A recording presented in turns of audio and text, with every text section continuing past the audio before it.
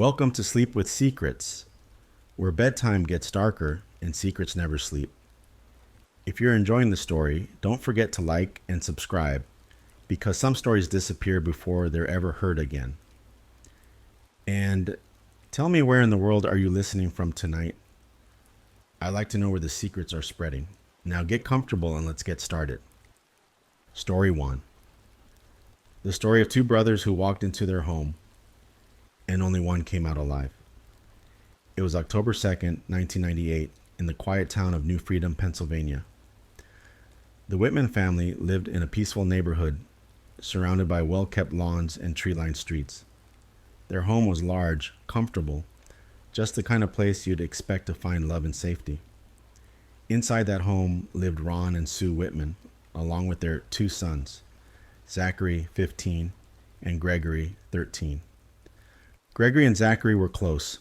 They both loved sports, their dog, and spending time together. Greg was in middle school, full of life and energy. Zach, a few years older, was quieter but protective. On most days, they came home around the same time, and Zach usually had the house key to let them in. That Friday, things were a little different. Greg had gone to school like normal, excited about the day. It was Spirit Week. There had been a pep rally, and Greg had worn his soccer jersey to school. The white and red jersey stood out proudly against his athletic shorts. He had a game that weekend and looked forward to it. Zachary, on the other hand, stayed home. He wasn't feeling well and decided to rest in his parents' bedroom. He left the house key hanging on the inside of the storm door so Greg could let himself in after school. Their father, Ron, was away on a business trip. That meant it was just the two boys at home that day. Around 3 p.m., the school bus dropped Greg off at his stop. He was only a few minutes from home. No one saw what happened next. At 3:09, Erin Jaffrey, a close friend of Greg's, called the Whitman house. She said someone picked up the phone and immediately hung up. It didn't sound like a cordless phone being clicked. It sounded like a receiver being set firmly down. She thought it was strange but didn't worry. A few minutes later, at 3:15, she called again. This time, Zach answered. He sounded groggy, like he had just woken up. He told her Greg wasn't home yet and to call back later. But moments after that call, Zach heard a sound downstairs. A noise. Something felt wrong. He got up from the bed in his parents' room and walked toward the stairs. From the top, he looked down and froze. Greg's backpack was on the floor. Beside it, blood. Zach ran through the house, calling his brother's name. Then he found him. Greg was in the laundry room, slumped against the dryer. Blood was everywhere. Zach's voice trembled as he picked up the phone and dialed 911 at 3:17. When the 911 dispatcher answered, Zach's voice was panicked. He said, "Oh my God, I just came downstairs. My brother, his throat. It's all cut up. I think he's dead." The dispatcher tried to keep him calm, asking how old his brother was. "He was 13, Zach replied, already using past tense. The operator guided him to check if Greg was breathing. Zach said no. The dispatcher asked him to move Greg onto a flat surface to try and help. But when Zach tried, he cried out in horror. "I tried to move him, and his head, it came off." It was a moment filled with pain and shock. He stayed on the phone. The dispatcher asked questions. Zach begged to call his mother. He said he didn't know if anyone else was in the house. Then he moved to the garage to wait for help, opening the door for first responders so he wouldn't have to walk back through the house. At 3:25 p.m., just 8 minutes after the call was made, emergency teams arrived. They found Zach in the garage, still on the phone, his voice filled with terror as he screamed for help. He was covered in blood, still wearing his socks. First responders would later say they heard him shouting over and over, "Somebody help me! Why? Why?" Inside the house, Greg's body was still in the laundry room. He had suffered a brutal attack. The scene was horrific. Blood had spread across multiple rooms, the hallway, the kitchen, the dining area. It wasn't just one location. It looked like Greg had tried to escape. Despite the brutality, Greg wasn't fully decapitated. There was still a small strip of skin and tissue holding his head in place. One responder said that when he touched the boy's head with the back of his gloved hand, he could still feel warmth. That meant the attack had happened just moments before Zach called. Within 5 minutes of the ambulance's arrival, the police chief and a lead detective arrived at the scene. They paused to give the responders time to gather themselves. Then they began their investigation. They started by speaking to Zach. The 15-year-old was still in shock. He repeated that he needed to call his mother. The chief noted that Zach was barefoot, still in his socks, and shaking. Zach was taken to the hospital, both to check his health and to separate him from the crime scene.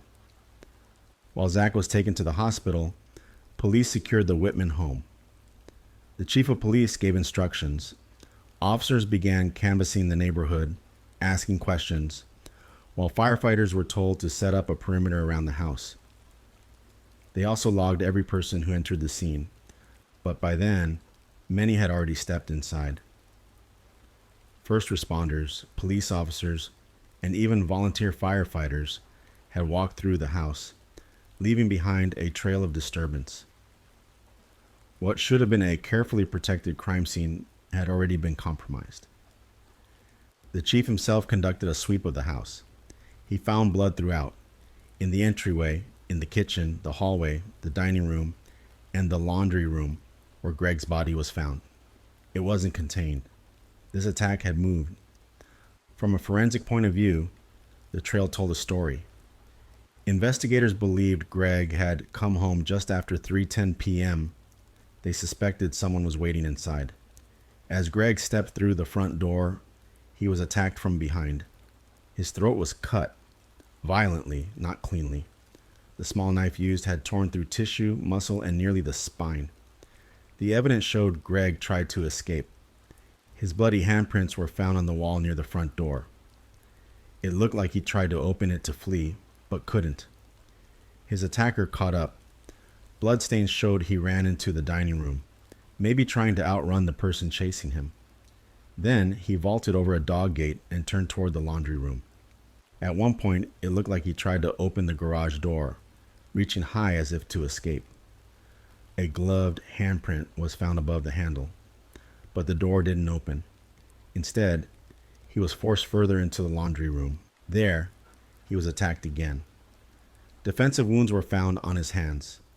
He had deep cuts on his face, head, neck, chest. A total of 64 wounds were found on his body during the autopsy. Blood loss was massive. By the time Zach found him, Greg was still slumped against the dryer, his body broken. Back at the scene, the chief interviewed Zach. His story had one change. He now said he might have heard Greg come through the front door before getting Aaron's second phone call. The chief made a note of that inconsistency. Later, this small change would become a major issue. While chaos unfolded at the Whitman home, their mother, Sue, was 40 minutes away at work in Baltimore, Maryland. She knew something was wrong when 3:20 came and went with no call from her sons. Usually, they both checked in by that time, especially on a school day. By 3:40, worry turned into dread. Then the phone rang. It was the police. One of her sons had been attacked. One had been taken to the hospital. They told her she needed to come home right away, but they didn't say which son was gone. Panicked, Sue rushed out of her office and began the drive back to New Freedom. Meanwhile, Ron Whitman was even farther away, 700 miles from home on a business trip. He had boarded a plane at 3:15 p.m. At the same time his son was being attacked. By the time he landed, police were waiting to meet him. A security guard at the airport delivered the news. One of his sons had been murdered. Ron collapsed to the ground, unable to speak. Minutes later, he was driving as fast as he could to the hospital to meet Sue. Sue arrived at the house first, but she couldn't get to the driveway. It was blocked by police cars and ambulances. The police chief met her at the bottom of the hill and gently explained that her son was gone. He said he couldn't let her into the house. They were still gathering evidence. She begged to see her child, but he told her it wasn't possible. He needed to preserve the scene, not just for the case, but also to protect her from the horror inside. Ron didn't arrive until 8 p.m. that day. October 2nd had started with 2 sons, a quiet house, and an ordinary plan. Now, everything had changed. Later that night, as Sue and Ron tried to make sense of the unimaginable, detectives continued piecing together the timeline. And then, they found something. In the backyard, behind the hot tub, nestled in a patch of dirt, a shallow grave. Inside it, they uncovered a pair of bloody athletic gloves and a small folding knife, a penknife. It matched the wounds found on Greg's body. That discovery would change everything. That night, while the Whitmans were still in shock, detectives asked if they could speak to Zach again, this time at the hospital. Sue and Ron hesitated. Their surviving son had already told the story more than once, and each time had been painful, but they agreed. At first the questions were gentle. Then they changed. The tone shifted. Detectives pressed harder. It became clear they weren't just gathering information. They were building a case. The officers believed Zach's story wasn't adding up. They pointed to his change in timeline, to the blood on his clothes, to the items found buried in the backyard. They thought it was too much to be coincidence. And now, the questioning wasn't just about the day's events. It was about motive. Ron and Sue started to realize what the officers were doing. They weren't trying to find Greg's killer. They believed they already had Zach. To the Whitmans, the idea was unbearable. When they asked their son directly if he had done it, if he had hurt Greg, he looked them in the eyes and said no. He said he loved his brother.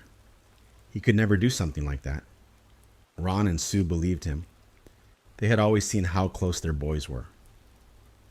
Greg and Zach shared everything: sports, video games, jokes.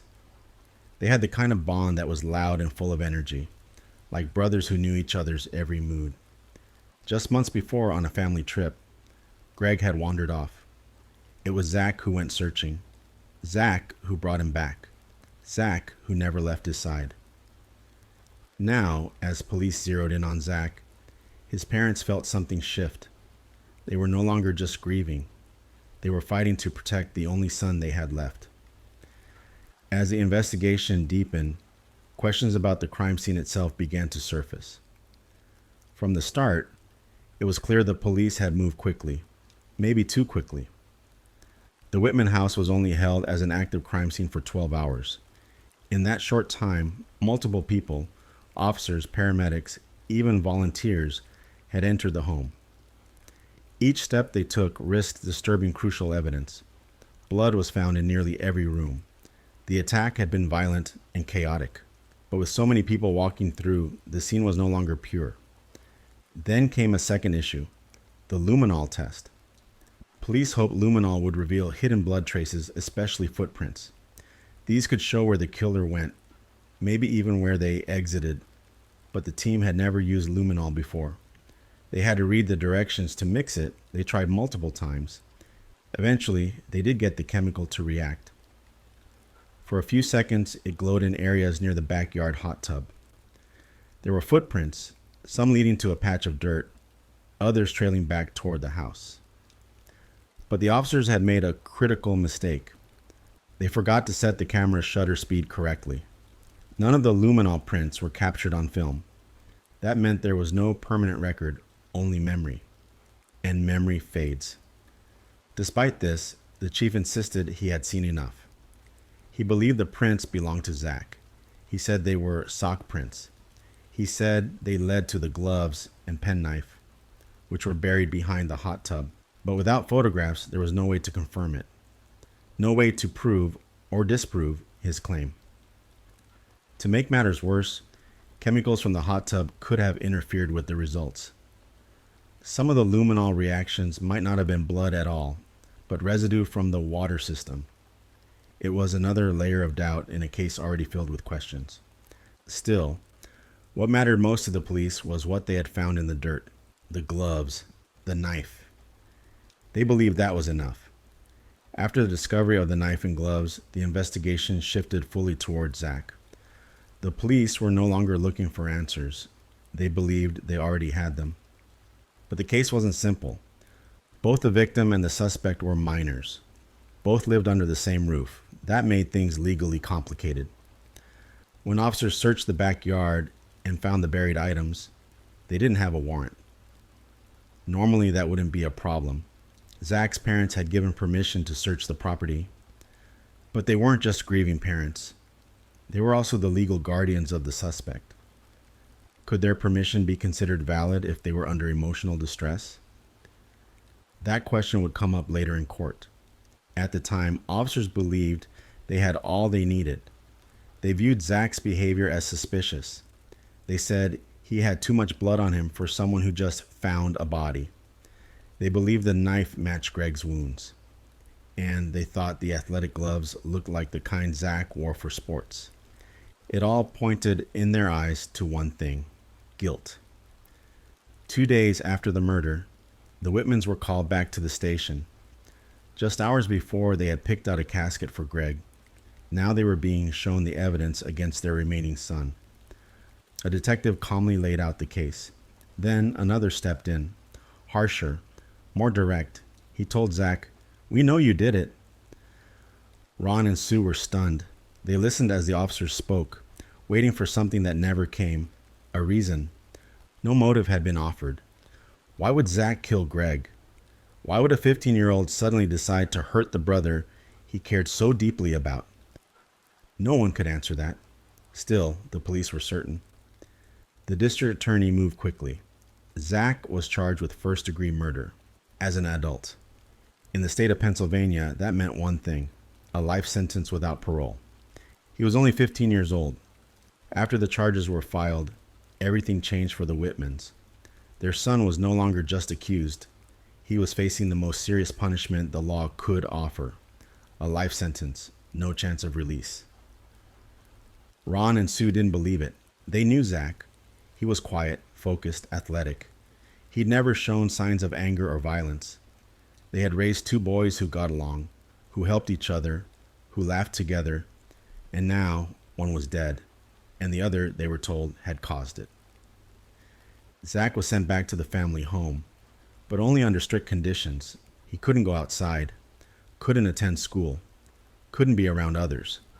He was on house arrest. For more than 4 years, Zach lived in silence inside the home where his brother had died. Whether you believed he was guilty or innocent, it was a kind of prison: the same walls, the same rooms, the same memories. And outside that house, the world had made up its mind. News of Greg's murder spread across Pennsylvania. At first, people mourned. Then, the rumors began. Some said Zach had a temper. Others said he used drugs. The story shifted from grief to blame. But tests taken the day of the murder showed Zach had no drugs in his system. He had no history of substance use. He was a straight-A student. He played sports year-round. Still, the whispers didn't stop, and the police did nothing to correct the false reports. Even when Zach attended his brother's memorial service, he wasn't seen as a grieving brother. People looked at him as a suspect, a killer. The prosecution moved slowly. It took more than 4 years for the case to reach trial. During that time, the Whitmans tried to prepare. They hired lawyers. They gathered documents. They studied every moment of that day. And all the while, their son remained in the house, alone, waiting, trapped between grief and suspicion. In 2003, the trial finally began. 4.5 years had passed since Greg Whitman was killed. To avoid bias, the court brought in jurors from Montgomery County, hours away from New Freedom. Each day, they drove 3 hours to the courtroom, 3 hours back. By the time they took their seats, they were already tired. The courtroom was tense.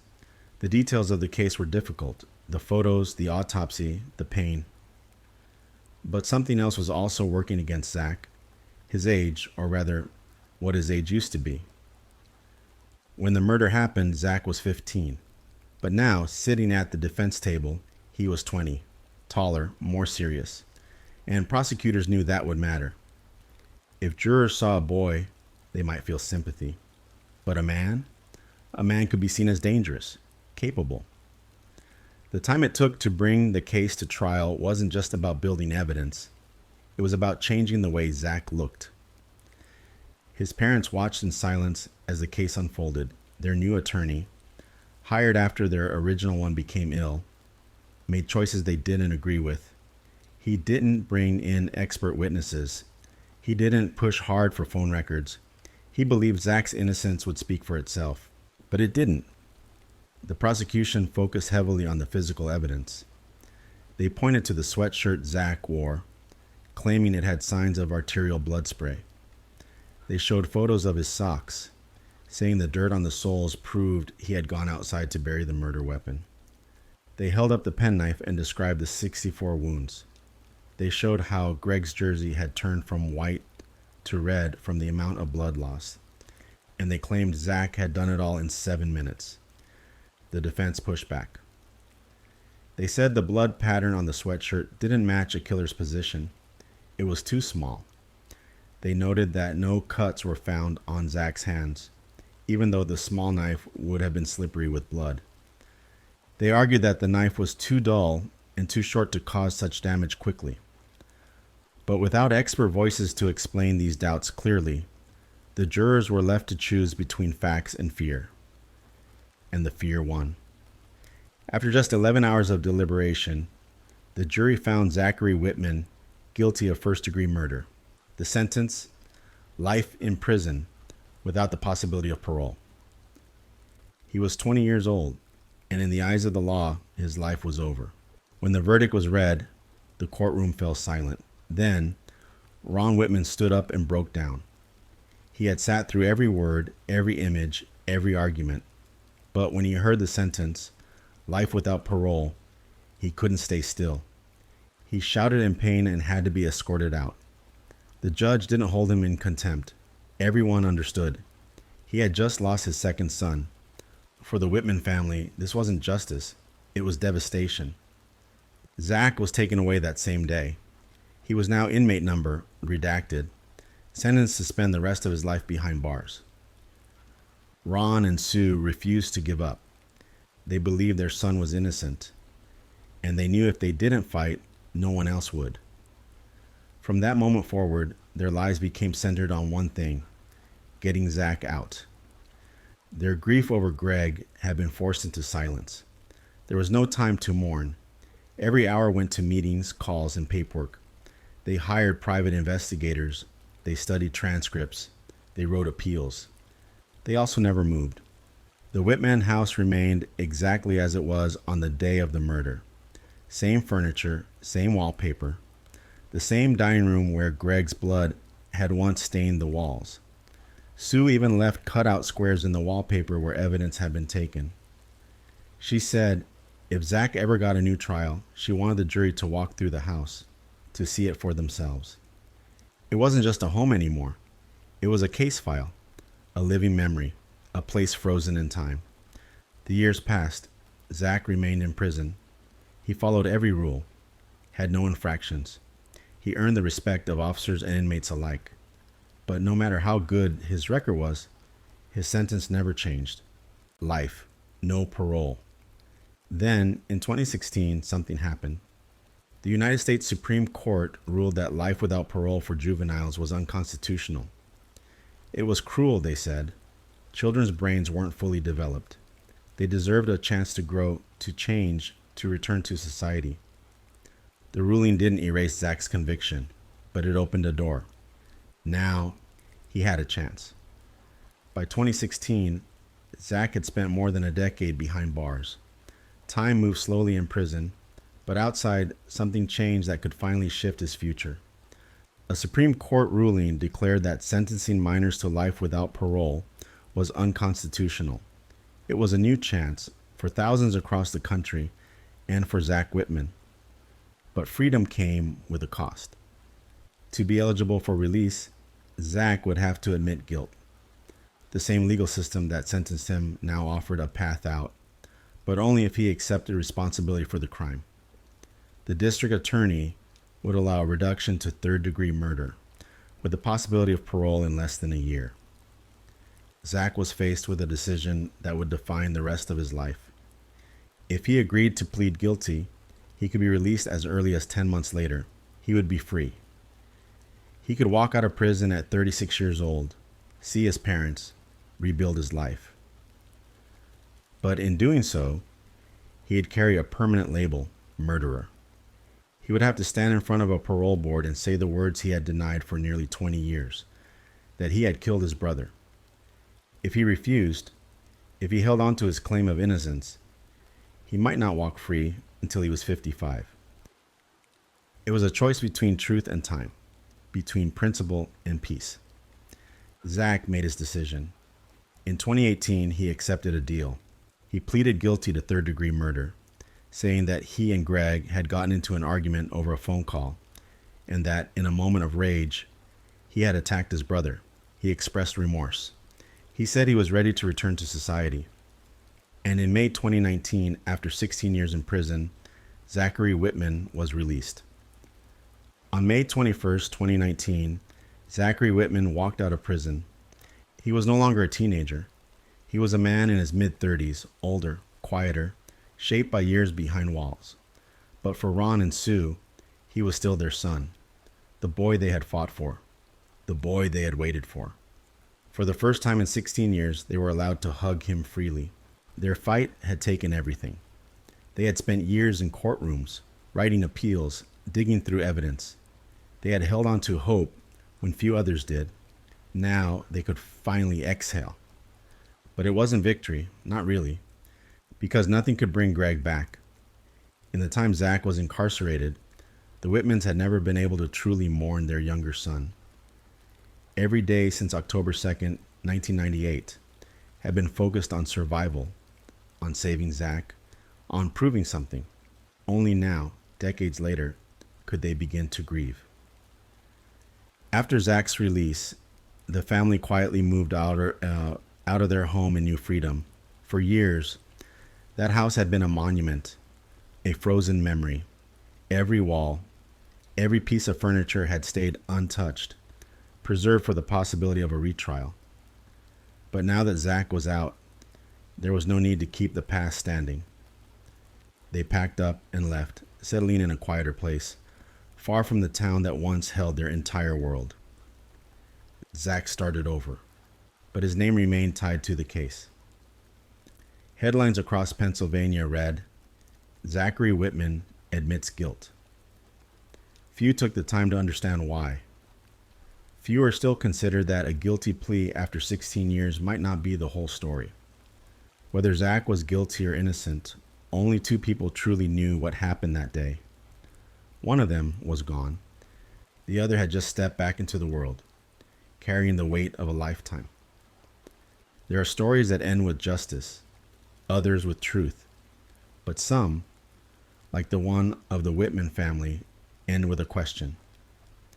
In a quiet Pennsylvania town, two brothers grew up under the same roof, laughing, playing, building memories. Then one afternoon in October, that roof became the site of something no one could have imagined. Gregory Whitman was only 13 when his life was taken. His dreams, his voice, and his presence all gone in minutes. And Zachary, once seen as his protector, become the one accused. Police pointed to bloodstains, a knife, a pair of gloves. They believed the story was clear, but others saw cracks in that version of events. Missing evidence, unanswered questions, a rush to judgment. For years, Ron and Sue Whitman lived in the middle of that divide. They had one child buried, another behind bars. No way forward, no way back. When Zach was released, it didn't bring closure. The family moved on in body, but not in heart. They carried two truths, one in memory, the other in silence. We may never know what truly happened that day, but maybe the lesson in this story isn't only about guilt or innocence. Maybe it's about how easily pain can split a life in two, about the weight of what's left behind. The Whitmans will never be the same.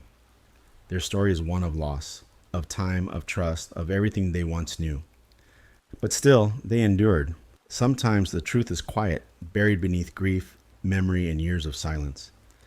And sometimes what we think we know still leaves something behind. Please like, share, and subscribe. It helps the channel grow and keeps the stories coming. Now stay with me because our next story begins. Story 2. The story of a girl who feared she was being watched, then vanished without a trace. It began with the tide, December 4th, 2005. A quiet Sunday morning along the Scottish coastline. At Prestwick Beach, the waves were cold, the sky hung low with winter silence, and a dog walker made their usual path near the water's edge. But this morning was different.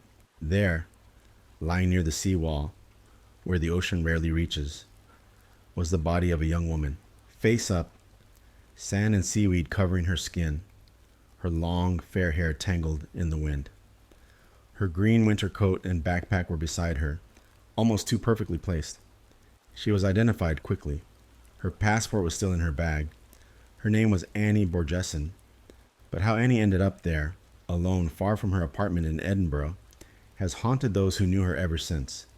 Because once you start to unravel Annie's final days, you realize something. Nothing adds up. Not the police report, not the missing files, not even the timeline of her last known movements. Annie's story didn't begin on that beach. It began in a small town in Sweden. She was born on February 7, 1975, in Tibro, quiet, green, and tucked deep in the heart of Sweden. She grew up with 3 siblings and parents who were proud of the woman she was becoming, bright, curious, and full of life. From an early age, Annie loved languages. She spoke Swedish and Finnish, picked up Spanish and French, and was fluent in Hungarian from her father's side. Her mind was sharp, but her heart belonged to performance and music. She sang. She played the bass guitar. She wasn't just someone who passed through life. She soaked it in, expressed it, and shared it. She performed in bands, traveled through Europe for gigs, and always returned with new stories, songs, and dreams. By her early 20s, Annie had fallen in love with Scotland. She had visited once with a friend and couldn't shake it. The streets of Edinburgh called to her. The accent, the energy, the contrast between the old and new. So in 2004, she moved there. Not permanently at first. She would travel back and forth between Sweden and Scotland, but she kept returning to the same place, Linton Court Apartments. It wasn't fancy, just a block of shared flats in Edinburgh, but to Annie, it was a base. She had her own room, met new people, and found her rhythm. She wasn't there for the long term. She didn't need to be. Annie was the kind of person who made anywhere feel like home. In February 2005, something exciting happened. Annie landed a 6-month sponsorship with the Scotch Whisky Heritage Centre, a major tourist attraction in Edinburgh. She was thrilled. She'd get to perform, speak English, interact with guests. It was the perfect job for her. Those close to her say she was at her best then, full of laughter, movement, and energy. She still traveled back to Sweden now and then, visiting family and resting between stretches of work. That summer, she took time off, then returned again in October, ready to find another job and settle back into Edinburgh life. But something had changed. At first, it wasn't obvious. She was still upbeat, still exploring the city and swimming at her local leisure center, still writing down quirky English expressions in her small planner, her Filofax, a book she carried with her everywhere. In it, she kept everything: passwords, notes, cash, schedules. It was her second brain. She took care of herself, ate healthy, exercised often, walked miles just to see new things. She wasn't afraid to be alone. In fact, she thrived in solitude. But even so, her family noticed that she didn't seem to have formed many close friendships in Scotland. She socialized, yes, but her phone calls home never included stories of best friends or deep connections. Annie's connection to home was her anchor. She spoke to her mother, Maria, and her best friend regularly. But in the last weeks of November 2005, Those conversations began to shift. There was an uneasiness in her voice, something unspoken. She told her family not to call her apartment phone anymore. She said someone might be listening. At the time, her mother thought she meant one of her flatmates. Maybe they were picking up the line when she wasn't around. But looking back now, that warning feels different, more ominous. Soon Annie began asking strange questions. She asked her brother how easy it was to track someone's computer activity. Could someone monitor what she was doing online? Could someone hack into her files? No one knew why she was asking. She didn't explain. But her behavior was becoming more erratic. Late night calls when she knew her family would be asleep, sometimes sounding confused or even mildly disoriented. She'd hang up suddenly, then call again only to say everything was fine. It wasn't like her. And then, on December 2nd, Annie's tone changed again. That evening, she stopped by the Scotch Whiskey Heritage Center to visit a former colleague, Catherine. They chatted, laughed. Annie seemed like her usual self, until her phone rang. It was her mother. Catherine said she watched the change happen in real time. Before the call, Annie was lighthearted. But once she picked up, her entire mood shifted. Her face grew serious, her voice distant, her eyes seemed far away. Her mother on the other end of the line was concerned. Annie hadn't been herself for days. She wanted to check in, to ask if everything was all right. Annie's reply: "You just have to respect that I need to take care of myself," she said. Her mother asked, "Can we talk tomorrow at least?" Annie paused, then answered, "We'll see about that." Then the line went dead. That phone call was one of the last times anyone heard Annie Borgessen's voice. What followed next, her movements, her decisions, and her disappearance, would only deepen the mystery that still surrounds her name today. But this was only the beginning. In the weeks before Annie's death, something else happened, something strange, something that never sat right with those who knew her. It started in a nightclub. There was a small venue in Edinburgh called Mood 9. Annie liked to go there, often by herself. She wasn't looking for attention. She simply liked the music, the crowd, the energy. But on one of those nights, she met a man. Tall, charming, confident. He introduced himself as Martin Leslie. And for a brief moment, Annie believed him, because she knew the name. Everyone who followed rugby in that part of the world did. Martin Leslie was a New Zealand-born athlete who had played for Scotland until 2003. Annie liked rugby. She'd even been known to hang around a local rugby club whenever a match was on, just to watch the players, soak in the atmosphere. So when Martin Leslie offered to buy her a drink, Annie was flattered, but careful. She wasn't the kind of woman to accept a drink she hadn't seen poured herself. That night, she allowed him to buy her one, just one. Later in the evening, he tried to buy her another, but she refused to drink it. Something had changed. Something about him felt wrong. She couldn't put her finger on it, but the charm started to fade, and in its place, a gut feeling. Something was off, and Annie always trusted her gut. Later, she would tell her friend Maria that the man gave her bad vibes, predatory, unsettling. He wasn't just pretending to be someone famous. He was trying too hard. He spoke in detail about rugby, about Martin Leslie's brother and his injuries, as if he were reading from a script. He knew too much. It wasn't a coincidence.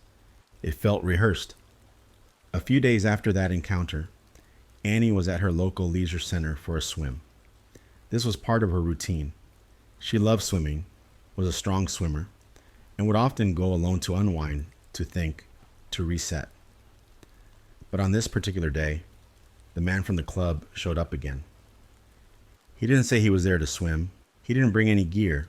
He just appeared, as if he'd followed her. Annie tried to remember if she'd ever told him about the pool. She couldn't. Maybe she had. Maybe she hadn't. Either way, she felt uneasy, and that unease followed her home. She emailed Maria not long after. She told her she planned to cut off all contact with him, That was the last time Annie mentioned a man who wasn't who he said he was. As December approached, Annie was trying to get her life in order. She hadn't found a job yet, but she wasn't struggling financially. She was still receiving Swedish unemployment benefits, and while she lived modestly, she wasn't in any visible trouble. In fact, her actions suggested that she was planning for the future. She paid her rent in full for the month of December. She bought a membership at the leisure center so she could swim regularly. She made an appointment with her hairdresser back in Sweden, her usual salon, the only one she ever let touch her hair. And then there were the library books. 2 of them, borrowed from a Swedish library, found later in her backpack. Why would she carry them around unless she planned to return them? Why would she make a hair appointment unless she was going home? It didn't look like someone who was giving up. It looked like someone who was preparing. And yet, underneath the surface of all these plans, something wasn't right. Annie seemed scattered in those final days. At times, she acted like herself. At others, she seemed preoccupied, worried. One of her flatmates later recalled that Annie had mentioned some kind of relationship issue, but nobody knew of a boyfriend. There were no names, no stories, no signs of anyone serious. Only that strange man from the club and the phone calls. On December 2nd, just after the tense conversation with her mother, Annie told someone that she was heading to a party that night. She sounded excited, but offered no details. No one ever came forward to confirm the party existed. No location, no attendees, nothing. It was the last known call she made, and like the rest of her recent phone activity, there were no records of it. In fact, there were no phone records at all for Annie's final 3 days. Not from her phone, not from her friends, not from the phone company itself. It was as if those calls never happened. That same night, as the city grew quiet, Annie was alone. What was going through her mind? Was she afraid? Was she planning something? Or was someone else already watching her? Because whatever the answer was, by the next morning, Annie Borgerson would leave her apartment in Edinburgh and vanish into a journey that would end with her body on a cold Scottish beach. What happened in between remains one of the most unsettling puzzles Scotland has ever seen. The morning of December 3rd, 2005, was cold. The kind of cold that clings to your skin, that finds its way through layers, that settles in the bones. It was the last full day Annie Borgerson would ever be seen alive. Her flatmate remembered her being there, calm but distracted. She overheard Annie mention something about a man, something that had upset her. She didn't say who it was or what happened, just that she didn't want to talk about it. She added, almost under her breath, that she needed to take care of something, that she was about to make a decision that could change her life. Those words would echo later, after it was too late. That afternoon, Annie left her apartment and began a journey, a strange one. Her bank statement showed that she tried to withdraw cash twice from an ATM inside Glasgow Central Station. First, she tried to take out £100. The machine declined her for insufficient funds. Then she tried £50. Denied again. She had money. Not much, but enough. And more than that, her backpack, found later on the beach, contained both cash and a £300 check that hadn't yet been deposited. She wasn't broke. She wasn't stranded. So why couldn't she access her money? And if it was just a banking error, why didn't she try again at another machine? Unless she didn't have time or didn't feel safe. After the failed withdrawal, Annie boarded a train from Glasgow to Prestwick International Airport, a journey that took over an hour. She had traveled this route before. This was the airport she always used when flying between Scotland and Sweden. But this time, something was different. There's CCTV footage of her arrival at the station near the airport. At 3:15 p.m., she can be seen walking across the overhead bridge that connects the train platform to the airport terminal. She's moving quickly, too quickly. From the station to the short stay car park on the opposite side of the terminal should take over a minute, even with escalators. But Annie made the journey in just 55 seconds. She wasn't running. The footage shows that clearly. So how did she move that fast? Could the camera timestamps be wrong? Or was someone else involved, someone who made that walk with her, just out of frame? She's next seen entering the short stay car park. She stays there for about 3 minutes. Then she comes back inside. And this time, her expression has changed. She looks tense, frustrated, angry. Whatever or whoever she went out there to find, it didn't go the way she expected. Her friend Maria later watched the footage and recognized the look immediately. Something had upset Annie. We don't know if she went outside to meet someone who didn't show up, or if she met someone who did. But whatever happened out there, those 3 minutes changed everything. She stayed inside the airport for less than 5 minutes. Despite traveling more than 2 hours from Edinburgh to Glasgow to Prestwick, she didn't book a flight. She didn't check in. She didn't linger. She just left. She walked out of the airport into a town she'd never visited before. Prestwick. There's grainy CCTV footage from about an hour later.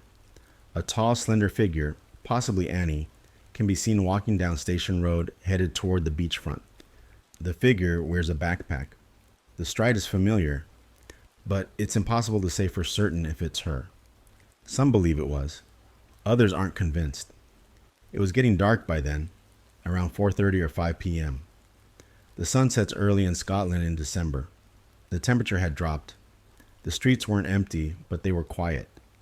She had no known friends in the area. She wasn't meeting family. She wasn't going shopping or sightseeing. So why was she walking alone into a town she didn't know, in the cold, with no destination? And more importantly, why didn't she come back? The next morning, a dog walker passed along the beach and saw something strange lying near the seawall. A shape, still, covered in sand and seaweed, motionless. It was Annie. Her body lay just 150 yards from the barrier that separates the beach from the rest of the land, a place the tide almost never touches. Her green winter coat was nearby, her backpack too. Inside the bag, her passport, 2 library books, some cash, and the 300 pounds check. Everything was there. Everything except her. The police arrived quickly. They cordoned off the area and issued a short public statement the same day. There are no suspicious circumstances, they said. No autopsy had been done. No investigation had begun. No testing of the water, the injuries, or even the timeline. Just a decision, an explanation. She took her own life, they said, and that was that. But for her family, for those who knew her, nothing made sense. Not her sudden trip, not the lack of records, not her strange behavior before she left, and not the body found in a place where the sea rarely reached, lying too still, too conveniently, with everything placed neatly around it. This wasn't closure. This was just the beginning. And as the days passed, more questions would rise from the sand. Questions that would lead not to peace, but to silence and secrets. Annie Burgessen's body was taken to Cross House Hospital for examination. The official cause of death, drowning. The autopsy found her lungs were congested. Frothy liquid filled her airways. The medical report stated there was no sign of a struggle, no signs of violence. The scratches on her body, across her face and arms, were dismissed as marks from the sea. But there were things that didn't fit from the very beginning. Annie's body was covered in sand and seaweed, not unusual for someone found in water. But the beach where she was discovered was quiet, and the waves rarely reached that far inland. Her green winter coat was there, soaked but intact. Her backpack, zippered shut, lay beside her. Inside it, everything she might need for travel. Passport, cash, even 2 books borrowed from a Swedish library. The most striking detail? Her filofax was missing. It had always been with her. It wasn't just a planner. It was her personal vault, her passwords, thoughts, bank information, everything she valued in writing. It was gone. So was the red and white fleece she wore beneath her coat. Her parents recognized it from the CCTV footage. It was never recovered. If the sea had taken her, Why did it return everything else but those? And then her hair. When her body was released to the family, her mother was stunned. A chunk of Annie's hair, up to 15 centimeters, was missing from the back of her head, not trimmed neatly, cut. The funeral home claimed they trimmed just 4 to 5 centimeters to make her presentable. But that didn't explain the rest. Annie's hair was a part of her identity. Waist length, fair, cared for meticulously. She never let anyone touch it but one trusted stylist back in Sweden. To find it roughly hacked away, her family couldn't understand. They still can't. But what came next was even more disturbing. Her mother requested a second autopsy. It was done in Sweden, and it found things the first report didn't. More bruising, much more. The kind that didn't come from the sea. Bruises along her arms and face, not explained, not mentioned in the Scottish report. And something else, freshwater algae in her hair and lungs. Prestwick Beach is salt water. That algae does not grow there. So how did it get inside her? Biologists later confirmed the algae couldn't have come from the sea. If it was in her lungs, she must have drowned in fresh water first, somewhere else. Then moved, placed, staged. The signs were stacking up. Her family pleaded for more answers, but the silence was louder than ever. Phone records from Annie's final days were missing, completely gone. Not just from her device, but from the provider's system. No calls logged. Not the conversation with her mother. Not the call to her friend Maria. Nothing. Even emails had vanished. Her inbox was wiped, as if someone had gone in and cleared it all. Maria, her closest friend, began receiving strange phone calls. Silent lines. No voice, just breathing. Then a hang-up. It didn't feel like coincidence. And then came the red tape. Annie's case was officially closed. The police maintained their position. She died by suicide. No foul play suspected. Nothing more to investigate. Her family begged for access to the files. The case documents, the photos, the statements, they were denied. The reason, classified. Disclosure could harm Sweden's international relations, the government said. National interests could be at risk. How could a young woman's drowning, if it was truly just that, pose a risk to international relations? Why were the files sealed? Why had they been redacted? And why would a peaceful girl from Tibro, Sweden, suddenly be treated like a national security concern? It didn't add up. None of it did. But things were about to get stranger, because months after Annie's death, forensic evidence surfaced. DNA, not hers. Someone else's found on her hand. And if she drowned in the ocean, that DNA should have washed away. But it hadn't, because she hadn't drowned there. She had been moved. Her family knew it. Her friend Maria believed it.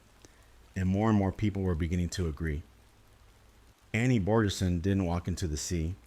Someone put her there. And whatever the truth is, someone doesn't want it found. The official theory was simple.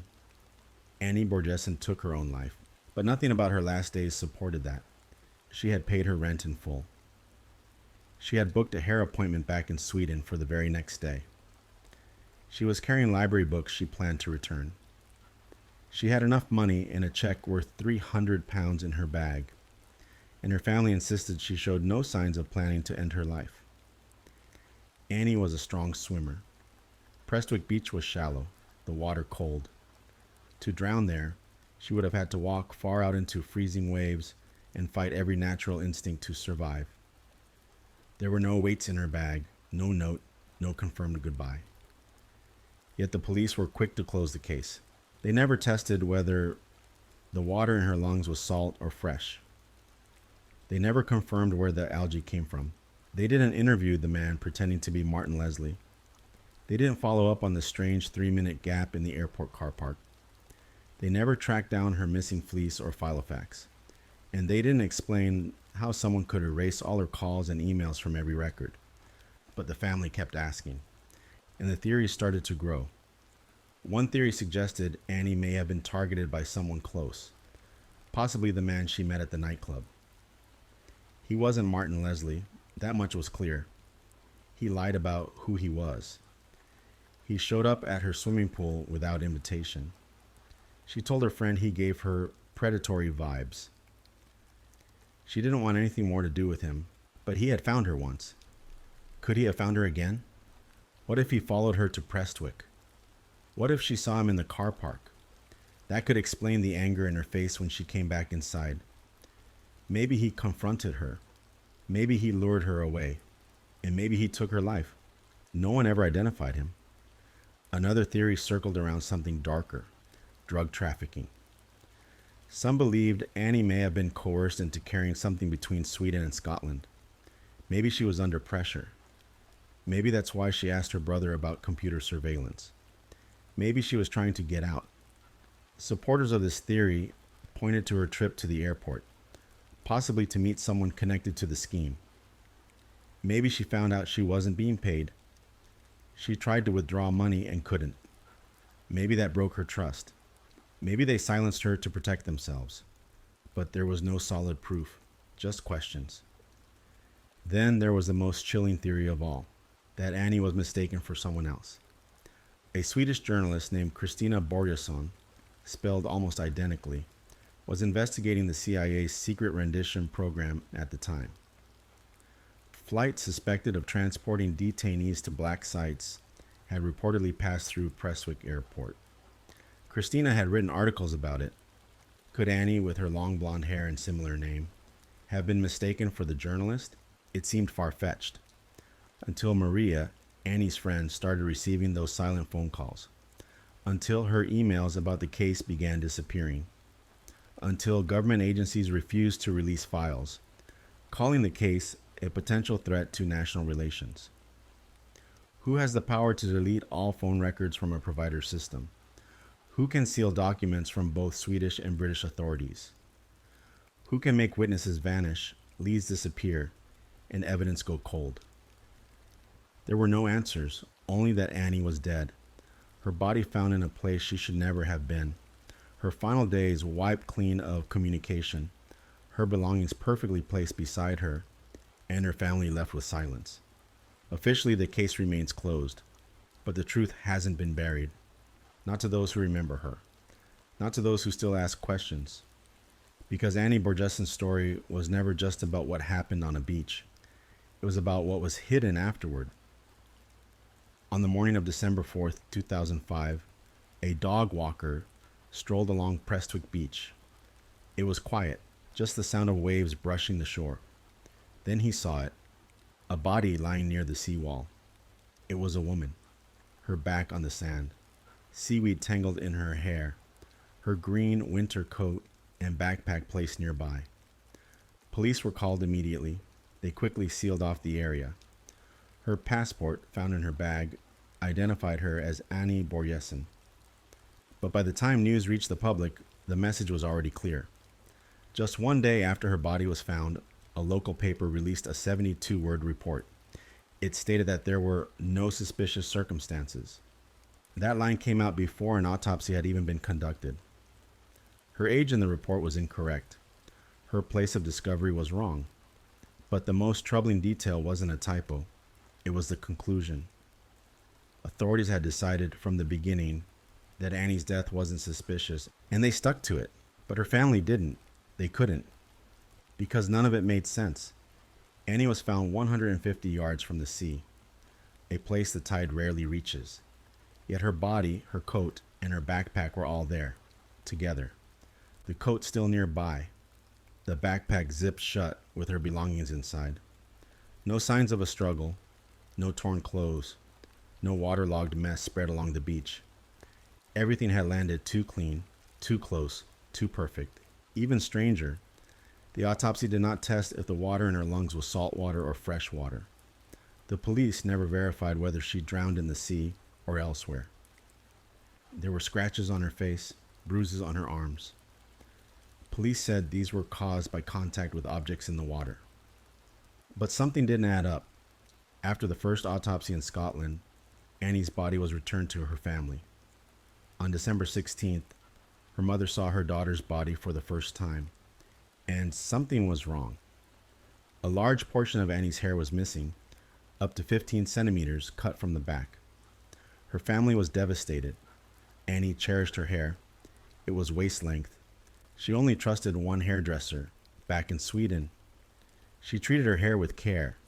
She'd even use olive oil to keep it healthy. Now it was gone. The funeral company claimed they trimmed just 4 or 5 centimeters to make her more presentable.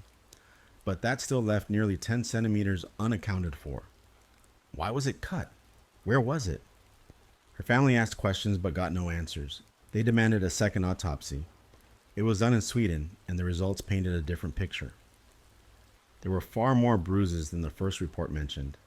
The Swedish pathologist believed the bruises couldn't have formed post-mortem. They were fresh, unexplained. Then came the most disturbing finding: freshwater algae. Annie's lungs and hair contained it, but Prestwick Beach is saltwater. That kind of algae doesn't grow there. Which meant one thing: Annie didn't drown at Prestwick. She drowned somewhere else. Then her body was moved, staged, laid out with care to appear as if she had taken her own life. Her belongings, each with different weight and size, should have washed up separately or not at all. Instead, they were all found in one spot, undisturbed. Her red and white fleece, missing. Her filofax, gone. 2 of the most personal items she carried everywhere, vanished. As if someone took them. As if someone wanted them gone. By the time her toxicology report came back, it confirmed no drugs were in her system, only a very low alcohol level, far below the legal driving limit, barely enough to register. She wasn't drunk, she wasn't impaired, she had full control of her body. A strong swimmer, a calm mind, a long journey made on purpose. But what was the purpose? Why did she go to Prestwick? Why did she walk into a town she'd never visited? And how could all of this be dismissed so quickly? The authorities weren't interested in exploring it. They had made up their minds. But Annie's body, too still, too neat, too out of place, was telling another story. After Annie's death, her mother did what any grieving parent would do. She searched for answers. She logged into Annie's email, hoping for a clue, a message, anything. But everything was gone. The inbox was completely wiped. Not one email remained. It could have been nothing. Maybe Annie was the kind of person who deleted emails often. But when you pair that clean inbox with something else, something far stranger, it stops being normal. All of Annie's phone records from the last 3 days of her life were missing. Every call, every message, gone. Not just from her phone, but from her provider. Even the people she spoke to, her mother, her best friend Maria, had no trace of the conversations. It was as if they never happened, but they did. Multiple people confirmed those calls took place. Some were hours long. So how were they erased? Who could delete call records not just from a device, but from a company's database? Who even has that kind of access? Maria tried to investigate. She started reaching out, asking questions, searching for documents. But as soon as she began looking deeper into Annie's case, something unsettling happened. Her phone started ringing at strange hours. The calls came from unknown numbers. She would answer, but no one spoke, just silence. And then, click, they would hang up. It happened again and again. Enough times that Maria began to wonder if she was being watched too. Was it just harassment, or was someone trying to warn her? All the while, Annie's family was shut out. Every request for case documents was denied. When they asked for access to the police files, they were told it was classified. Not just private, classified. The explanation? Releasing the files could harm Sweden's international relations. That line changed everything, because this wasn't just a refusal to cooperate. It was a wall, a deliberate one. Annie's family, desperate for answers, began to ask themselves a new question. What if this wasn't just about Annie? What if something bigger was being covered up? Because nothing in her final days pointed to suicide. Her behavior didn't fit. Her plans didn't match. Her final words, "We'll see about that," sounded more like someone trying to protect their family than someone saying goodbye. And then came something that couldn't be erased. DNA, found on Annie's hand. It didn't belong to her. And here's the thing. If Annie had really drowned in the sea, Any foreign DNA on her skin would have washed off, but it didn't, because her body hadn't been in the water long, or because she hadn't drowned there at all. That DNA belonged to someone who touched her, someone who left a mark, someone who wasn't supposed to be there. But just like the phone records, no one would say who it belonged to. It was collected, then buried, filed away in silence. And the more the family pushed, the quieter the authorities became. Annie's voice had been erased, her data erased. Now, the investigation erased too. But no one could erase the feeling her family carried, that someone had taken her life, and then worked hard to make sure no one could prove it. A few nights before Annie died, she met a man in a nightclub called Mood 9. He said his name was Martin Leslie, a name Annie instantly recognized. Martin Leslie was a famous rugby player from New Zealand who had once played for Scotland. Annie admired rugby players. She even used to go down to the local rugby club just to be around the atmosphere. So when this man introduced himself as Martin Leslie, Annie was excited. At first, she felt lucky, flattered even, but the longer they spoke, the stranger it became. He knew things about the real Martin Leslie, personal details. He spoke about Martin's brother, about his knee injury. It wasn't just a coincidence. This man had done his research. Annie only let him buy her one drink. Later that night, when he offered her another, she refused. She hadn't seen the second drink being poured, and Annie had a strict rule. If she didn't see a drink poured with her own eyes from start to finish, she wouldn't touch it. She wasn't paranoid. She was smart. She told her friend Maria about him afterward, said something about him gave her a bad feeling. She called it sexual predator vibes. She didn't trust him. Then, just a few days later, he showed up again. Not at the nightclub, but at the swimming pool Annie regularly visited. He didn't have a towel. Didn't look like he came to swim. He was there for her, and that made her uncomfortable. She later told Maria she couldn't remember if she'd ever mentioned that pool to him. She didn't think she had. That made it worse. After that, she planned to cut off all contact. She didn't want anything more to do with him, but we still don't know who he was. Not his real name, not what he wanted, not where he went. Just that he pretended to be someone he wasn't. And he appeared twice, both times where Annie happened to be. And a few days later, Annie was dead. When Annie's mother last spoke to her on December 2nd, she sounded off. Her voice was different. She seemed distant. Her mother told her that the family was worried. Annie's response, "I can't talk right now." When her mother asked what was going on, she said, "You have to respect that I need to take care of myself." Then her mother asked, "Can we talk tomorrow?" Annie hesitated. "We'll see about that," she said. It didn't sound like someone planning to end their life. It sounded like someone who was keeping something back, someone who knew more than they could say. Later that evening, Annie called a friend in Sweden and said she was going to a party at 10 p.m. She didn't give details. No one ever confirmed a party existed. No one came forward to say they saw her there, and that was the last contact she ever had with anyone. The next day, she was seen at her apartment around 1:15 p.m., speaking to her flatmate. Annie was upset. She mentioned a man and said she was having relationship issues. But as far as anyone knew, Annie didn't have a boyfriend. She told her flatmate she didn't want to talk about it, that she had to go take care of something, and that she was about to make a decision that could change her life. That same day, she was captured on CCTV at an ATM in Glasgow Central Station at 2:15 p.m. She tried to withdraw 100 pounds, declined, then tried 50 pounds, declined again.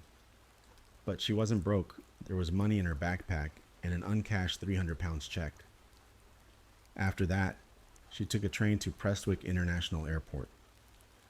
Arrived at 3:15 p.m., CCTV shows her walking across the overhead bridge to the terminal.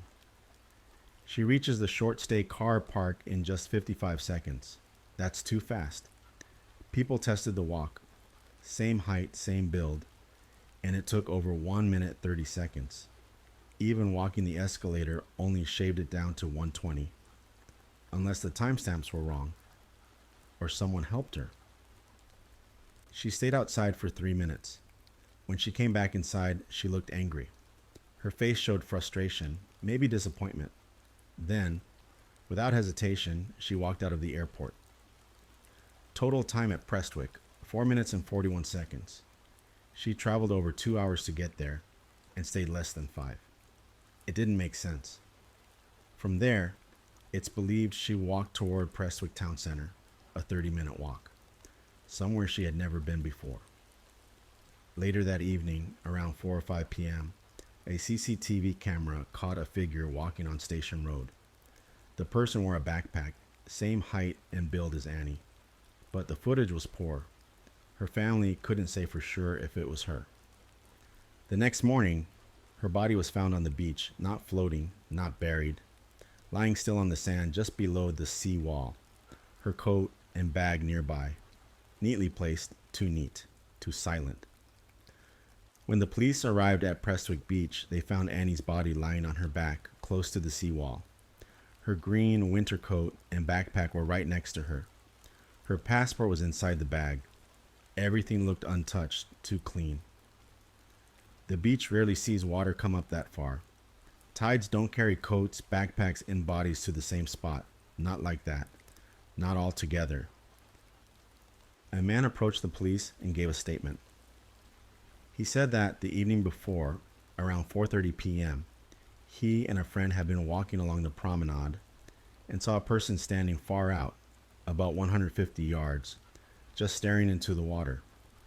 He said it looked strange, almost concerning. He even joked to his friend, "I hope they're not going to take their life." But it was getting dark. He couldn't say if it was a man or a woman.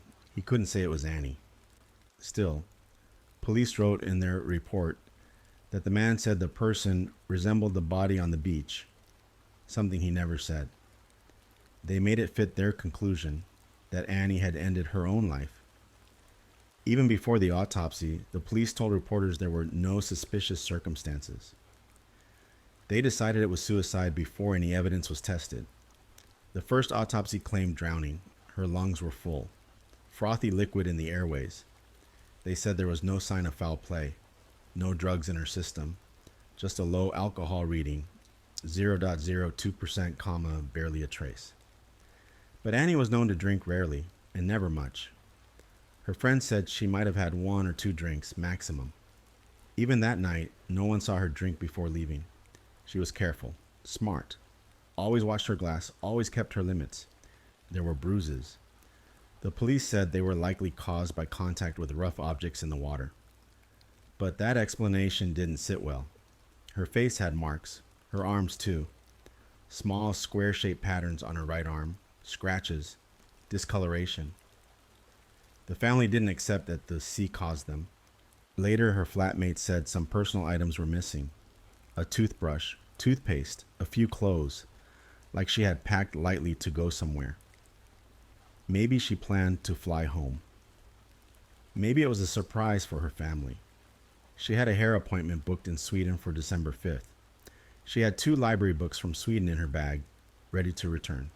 It all pointed to travel, not escape. But her red and white fleece, visible under her coat in the CCTV footage, was never found. The green coat was there, the backpack was there, but not the fleece. Her family said she never went anywhere without her Filofax. That too was gone. If the sea took her, why did it leave everything else and only take the 2 things that held the most personal information? Her cash was still in the bag. The check for £300 was untouched. She didn't lack money. She had what she needed. But the scene didn't look like something nature created. It looked arranged. She was placed there. Everything placed with her. Everything, except the answers. Annie's family received her body back in Sweden on December 16, 2005. What they saw broke them. A large portion of Annie's long hair, up to 15 centimeters, had been cut off.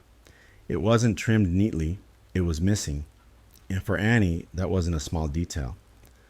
Her hair was part of who she was. Waist length, soft, cared for with olive oil, protected. She trusted only one hairdresser. Back home in Sweden, no one else ever touched it. When the family asked, the London undertaker said they had cut 4 or 5 centimeters to make her more presentable. But Annie's family didn't believe that. And even if they had, that still left 10 centimeters unaccounted for. Another undertaker admitted that in all his years, he'd never had to cut someone's hair. It wasn't standard, it wasn't necessary. So why was it done? The second autopsy in Sweden found more bruises than the Scottish report had noted. A lot more. Bruises across her arms, legs, face. Injuries that didn't line up with a drowning. The Swedish pathologist said the marks couldn't be from post-mortem lividity. These were real bruises, fresh, consistent with blunt trauma, not the sea. And then came something no one could explain. Freshwater algae found in Annie's lungs and hair. Prestwick Beach is salt water. That kind of algae doesn't grow there. Biologists confirmed it. The only way for that algae to be there was if Annie had been in fresh water. Not just swimming, but inhaling it. Meaning she didn't drown at Prestwick, she drowned somewhere else. Then her body was moved. The idea that the algae came from drinking tap water was dismissed. Scottish tap water is clean, and that level of algae wouldn't survive. Without testing the algae's origin, there was no way to trace where she died. But police never tested it. They didn't ask where it came from. They didn't care. Everything pointed to staging. The way her body, coat, and backpack all washed up together in one tight spot. That doesn't happen naturally. The currents don't work that way, especially not with objects of different size and weight. The odds of all three washing up so close, in a place the tide rarely touches, are near zero. And then, her fleece and Filofax, both gone. Not found with her, not found anywhere. But they were always with her, always. The Filofax had all her passwords, bank info, notes, English phrases, her daily life. If someone wanted to remove evidence, that's what they'd take. Then came the most alarming part of all. On December 15th, the toxicology results came back. And the next day, her body was released to her family. One day. From the moment police got those results, they moved quickly. Case closed. Nothing suspicious, file sealed. But her mother wasn't done. She logged into Annie's email. Everything gone. Inbox empty. Not archived, not moved, erased. Pair that with the missing phone records and the situation was clear. This wasn't Annie cleaning out her accounts. These weren't just deleted messages. They were missing from everyone's end, including the phone company. Maria, her best friend, confirmed she spoke with Annie for over an hour. Gone. Annie's mother had called. Gone. Her brother had spoken to her. Gone. The data didn't exist anymore. Then the phone calls started. Maria began getting strange calls from unknown numbers. She'd answer, only silence. No one spoke. Then the line would disconnect. It kept happening. To this day, Annie's case is closed. The Scottish police maintain it was suicide, but the records are sealed. The files are classified. The truth, missing. Just like her Filofax, just like her fleece, just like the chance to ask Annie what really happened. Police were certain from the start. Annie took her own life. They never wavered. Not when her body showed unexplained bruises. Not when her personal belongings were missing. Not even when foreign DNA was found on her hand. They held their theory, even as everything around it began to fall apart. But the people who knew Annie didn't believe it. They couldn't. She had just paid her rent in full. She had booked a hair appointment in Sweden. She had 2 library books in her backpack she planned to return. She had cash and an uncashed £300 check. She had every reason to live, and nothing suggesting she wanted to die. So the theories began. The first theory was suicide. Police said she'd been a little down, that friends and flatmates mentioned she seemed low. Her mother was concerned, her brother too. When she said, "We'll see about that," during their final call, it raised alarms. Some believed she was overwhelmed, that failing to withdraw money pushed her to a breaking point. that she had planned to fly home, but something went wrong and she walked into the sea. But that didn't explain the missing fleece, the missing filofax, the bruises, the freshwater algae, the erased records, or why someone else's DNA was on her hand. Then came the drug trafficking theory. Some believed Annie had been pressured, forced into carrying something between Scotland and Sweden. It would explain why she'd been traveling back and forth. Maybe she expected it to be paid and went to withdraw her share. When the funds weren't there, she went to confront someone. Maybe that meeting went wrong. Supporters of this theory pointed to the missing phone records and deleted emails, and to the strange phone calls Maria started getting after looking into it. Still, there was no proof that Annie had ever been involved in anything illegal. It was all speculation. Then there was the man from Mood 9, the fake Martin Leslie. Annie told her friend she got bad vibes from him. Then he showed up at her swimming pool days later. She never told him she swam there. He had found her, somehow. What if he followed her again? What if he confronted her outside Prestwick Airport? That could explain the angry look on her face when she returned after those 3 minutes in the car park. Maybe she saw him. Maybe he said something. Maybe that's why she stormed out and walked into town. If he followed her, he could have waited until it was dark. Maybe that's how her life ended. But again, no one ever identified him. His real name was never known. Then came something more disturbing. Annie had mentioned marriage to her father shortly before her death. She said she was going to get married. Her grandmother had offered 50,000 Swedish crowns to support it. But no one in her life knew of a boyfriend. She hadn't spoken of anyone serious.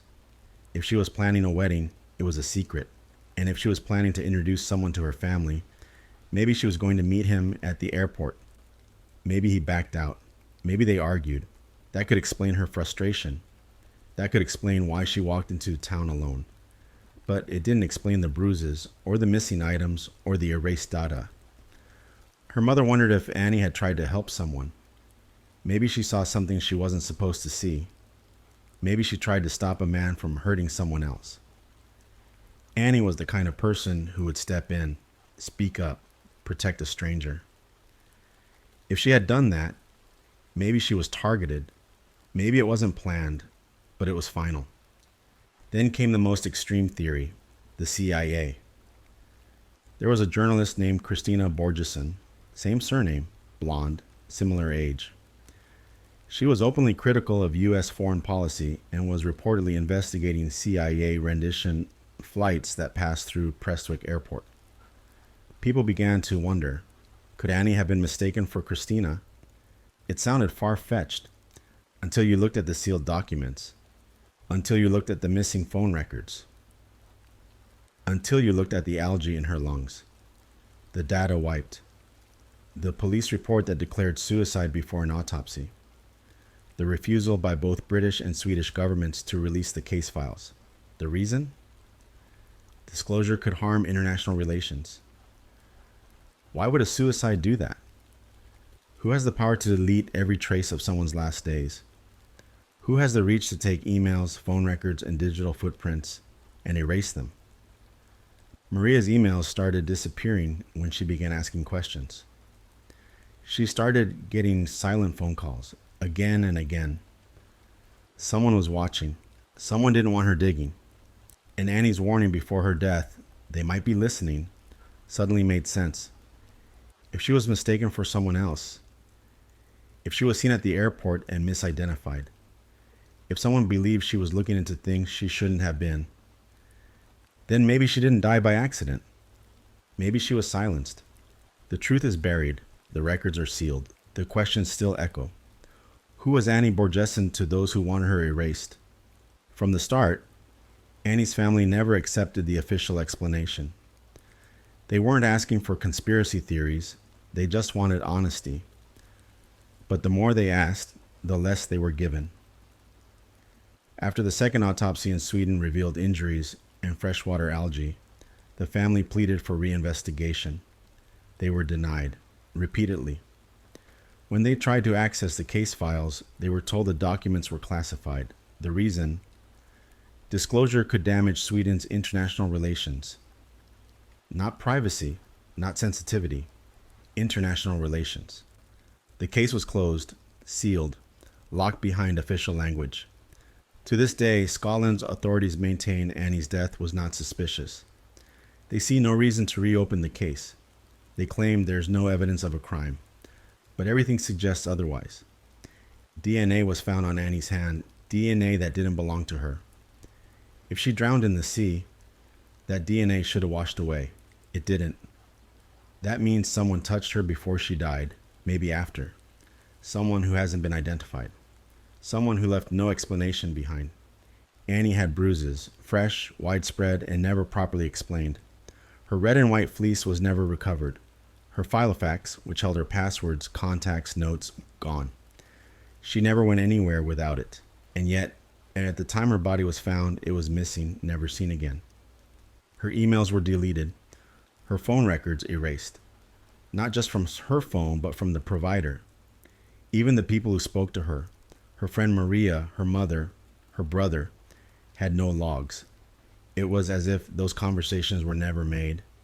That's not normal. That's not something an individual can do. It's something only someone with power could pull off. Then there's the algae.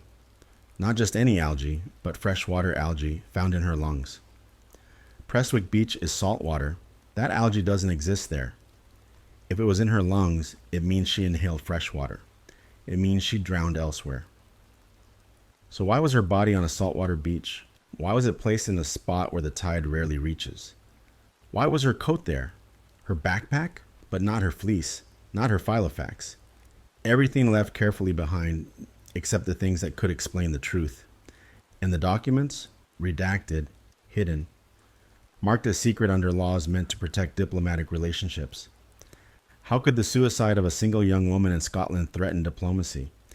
Unless the truth wasn't suicide. Unless someone else was involved. Unless Annie Borgesen didn't die by her own hand, but by someone else's in silence. And that silence was protected. Annie's family never stopped asking questions. From the beginning, they believed something was wrong. It wasn't just grief, it was instinct. Too many things didn't make sense. Her missing belongings, the cut in her hair, the untested water in her lungs, the erased phone records, the strange bruises, the absence of a suicide note, the classified files, the algae that didn't belong in salt water. They believed she didn't end her own life. They believed she was murdered. Her mother and best friend Maria led much of the effort to uncover the truth. They weren't investigators. They were just two women trying to find out why Annie died and why no one seemed to care. When Maria pushed too hard, she started receiving silent phone calls. Emails disappeared from her account. When she reached out to others for information, messages were lost or never answered. It became clear. Someone didn't want her to dig. Annie's mother tried to retrace everything. She looked through Annie's journals, searched through what was left of her belongings, and accessed her online accounts. But there was nothing. The email account was empty, not archived, not backed up, wiped clean, not by Annie, by someone else. And then there was the DNA, a foreign profile found on Annie's hand. If her body had been in the sea long, the water would have washed it away. That didn't happen, which means someone touched her shortly before or after she died. That alone should have been enough to reopen the case, but it wasn't. Authorities showed no interest. They said the DNA didn't matter. They said there was no foul play. They said the case was closed. Her family doesn't agree. They believe Annie met with someone at the airport, possibly the same man from Mood 9. Maybe she confronted him. Maybe he followed her. Maybe he did something. When she came back inside the terminal after being outside for just 3 minutes, her face looked angry. Something had happened. That change in her expression meant something. Her family believes she was upset, that maybe she was threatened, that maybe she went into Prestwick town to clear her head or escape a situation she couldn't control. Some believe she planned to fly home to Sweden that day. There was a flight scheduled from Prestwick to Gothenburg at 6:30 p.m., She had booked a hair appointment for the next morning. She had Swedish library books in her bag. She had money. It wasn't just a theory. Her actions showed intention. But instead of flying, she vanished into town. And by morning, she was dead. The official version says suicide. Her family says that isn't possible. They say Annie was careful, that she had plans, that she was afraid of something, not hopeless, that she was being watched. She told them people might be listening. She asked about computer tracking. She changed the way she made phone calls. She didn't say goodbye. She said, "We'll see about that." That wasn't a farewell. That was a warning. And it's the last thing she ever said. The years have passed, but the questions haven't. Annie Borgerson's story hasn't faded.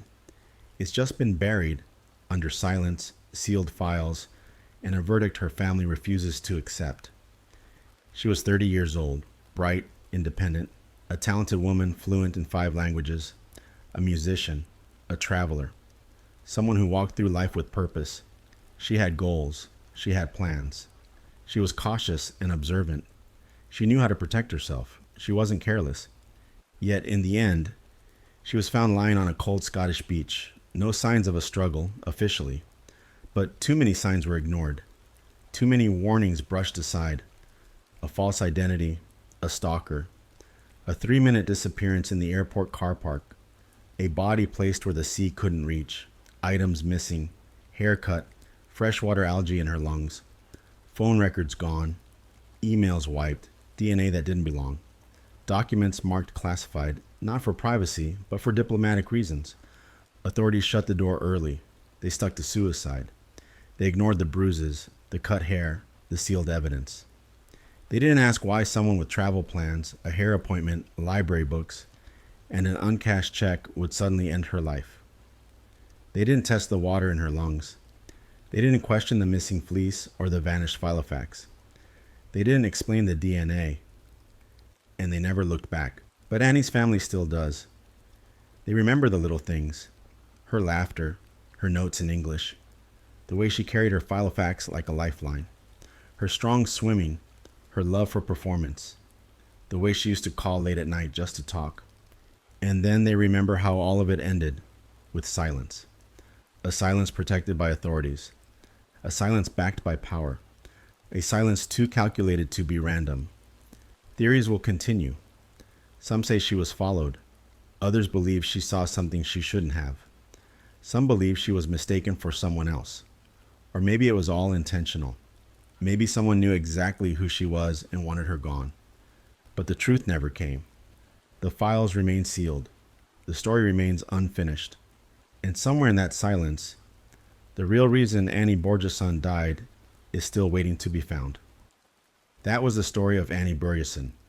A life full of light, a death full of silence, and questions that still have no answers.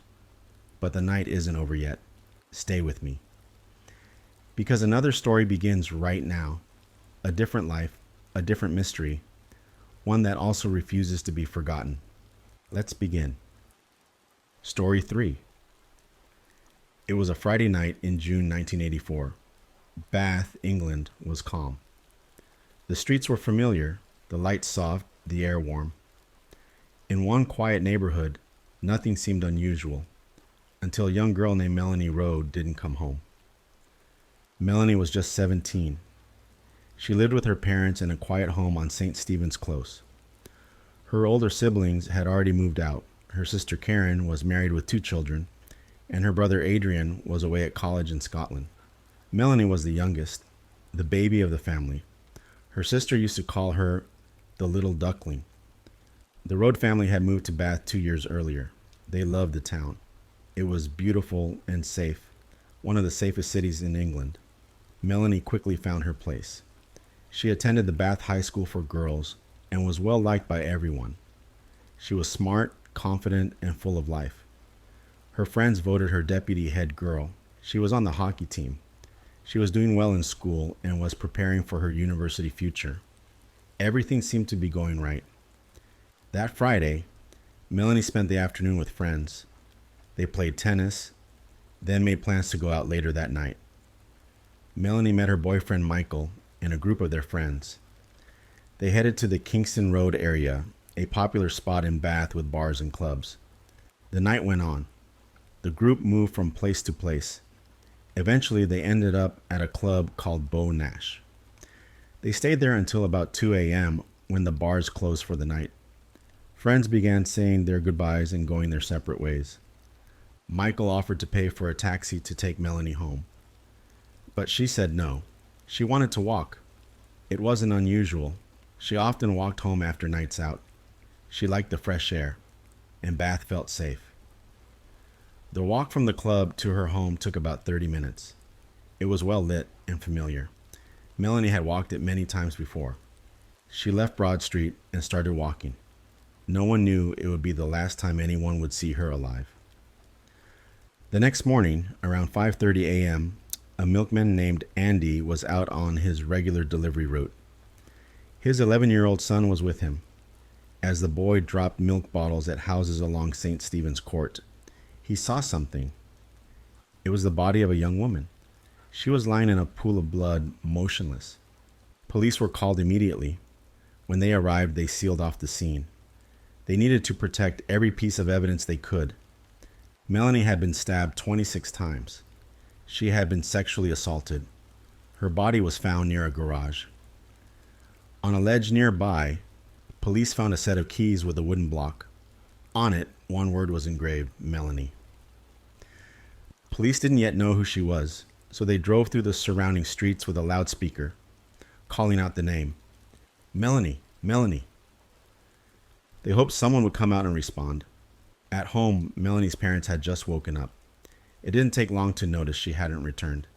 They hadn't heard from her since the previous afternoon. That wasn't like her. She was always responsible, always kept in touch, but maybe, they thought, she had stayed at a friend's place. Maybe she'd come home soon. Then they heard it. A loudspeaker outside, calling her name. Jean, her mother, froze. She looked at her husband. Something was wrong. She ran out of the house, chasing the police car. She banged on the back of it, desperate. The officer stopped. "What do you want?" he asked. Jean said, "We have a daughter named Melanie. She hasn't come home." The officer didn't need to say much more. In that moment, Jean knew. Melanie was gone, brutally taken, just hours after she said goodbye to her friends. The world that had felt so safe, so normal, was suddenly broken, and the streets of Bath would never feel the same again. The morning of June 9th, 1984, should have been peaceful. But in one corner of Bath, everything had changed. Melanie Road was gone. News of her murder spread quickly. A 17-year-old girl, bright, loved, full of promise, had been attacked just minutes from her home. The community was stunned. Bath wasn't a place where things like this happened. It was supposed to be safe. Melanie had been found lying in a pool of blood near a garage, just 200 meters from her front door. Her walk home had nearly ended, but someone had been waiting. She had been raped, then stabbed 26 times. A forensic pathologist arrived that morning to examine the scene. What they found was horrifying. Melanie's injuries told a story, one that revealed the cruelty of her attacker. 8 of the stab wounds were to her chest, 5 more to her back, but those on her back were shallower. Investigators believed they weren't meant to kill, but to control, to make her move, like she was being directed. It was a terrifying thought. Most of the wounds were on the right side of her body. This suggested the attacker was likely left-handed. It was a small detail, but one that might help later. Blood was everywhere. A second pool of blood was found closer to the garage wall, suggesting she may have crouched or tried to hide before being dragged out.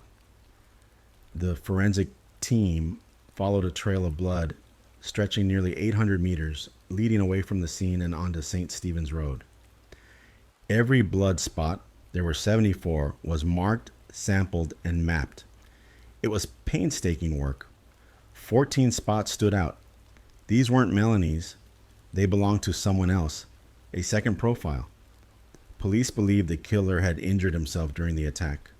His blood was there too. DNA wasn't what it is today. In 1984, forensic science was still developing.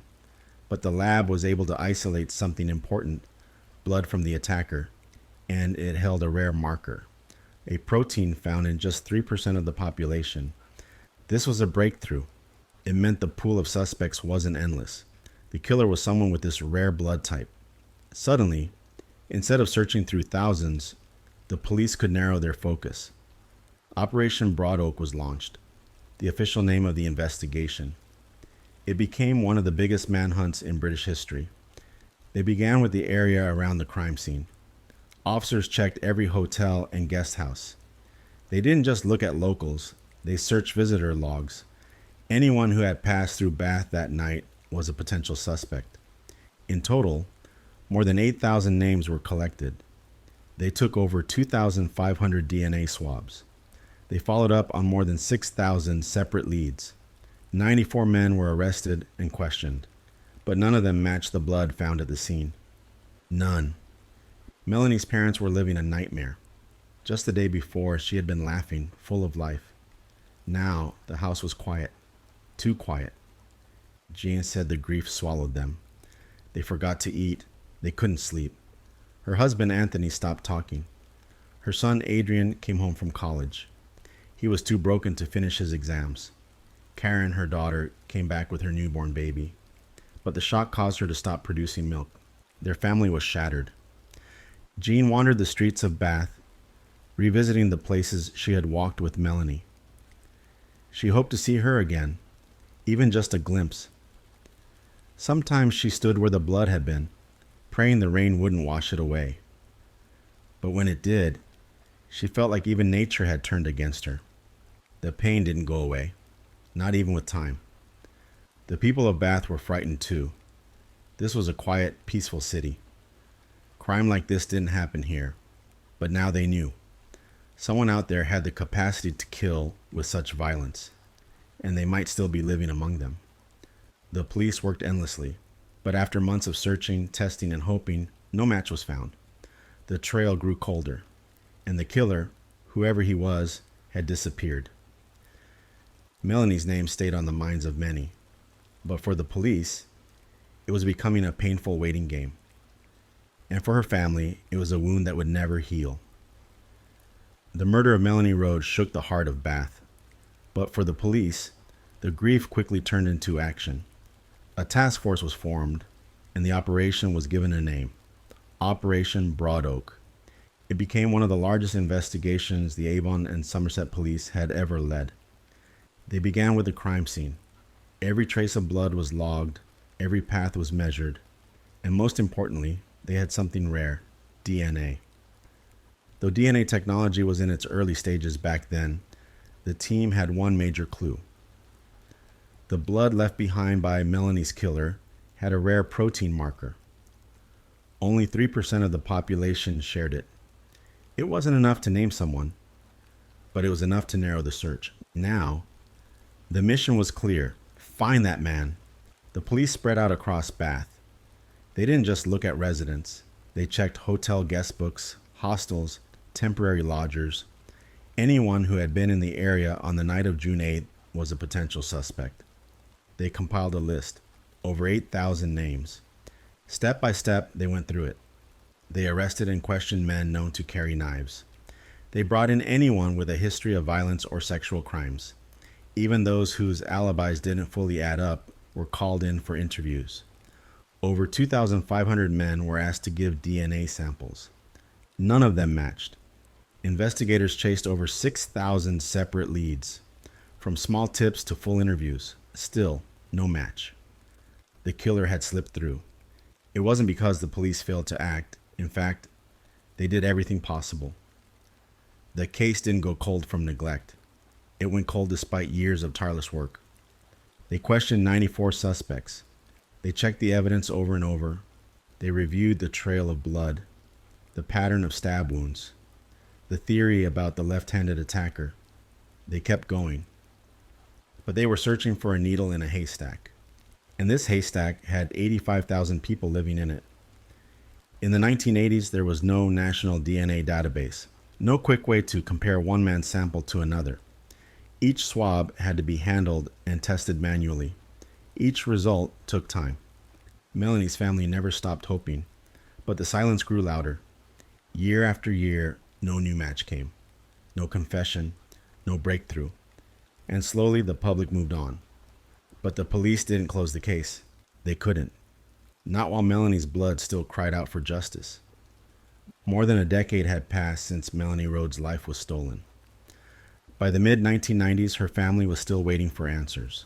So were the police. But time was working against them. Leads had dried up. Witnesses faded from memory. And the city of Bath, once shaken, had started to heal, at least on the outside. But behind the scenes, something had changed. In 1995, a new tool emerged, the UK's first national DNA database. For the first time, police across the country could store and compare DNA profiles quickly. It was the beginning of a new era in crime solving. Melanie's case was one of the first to be re-examined using this new technology.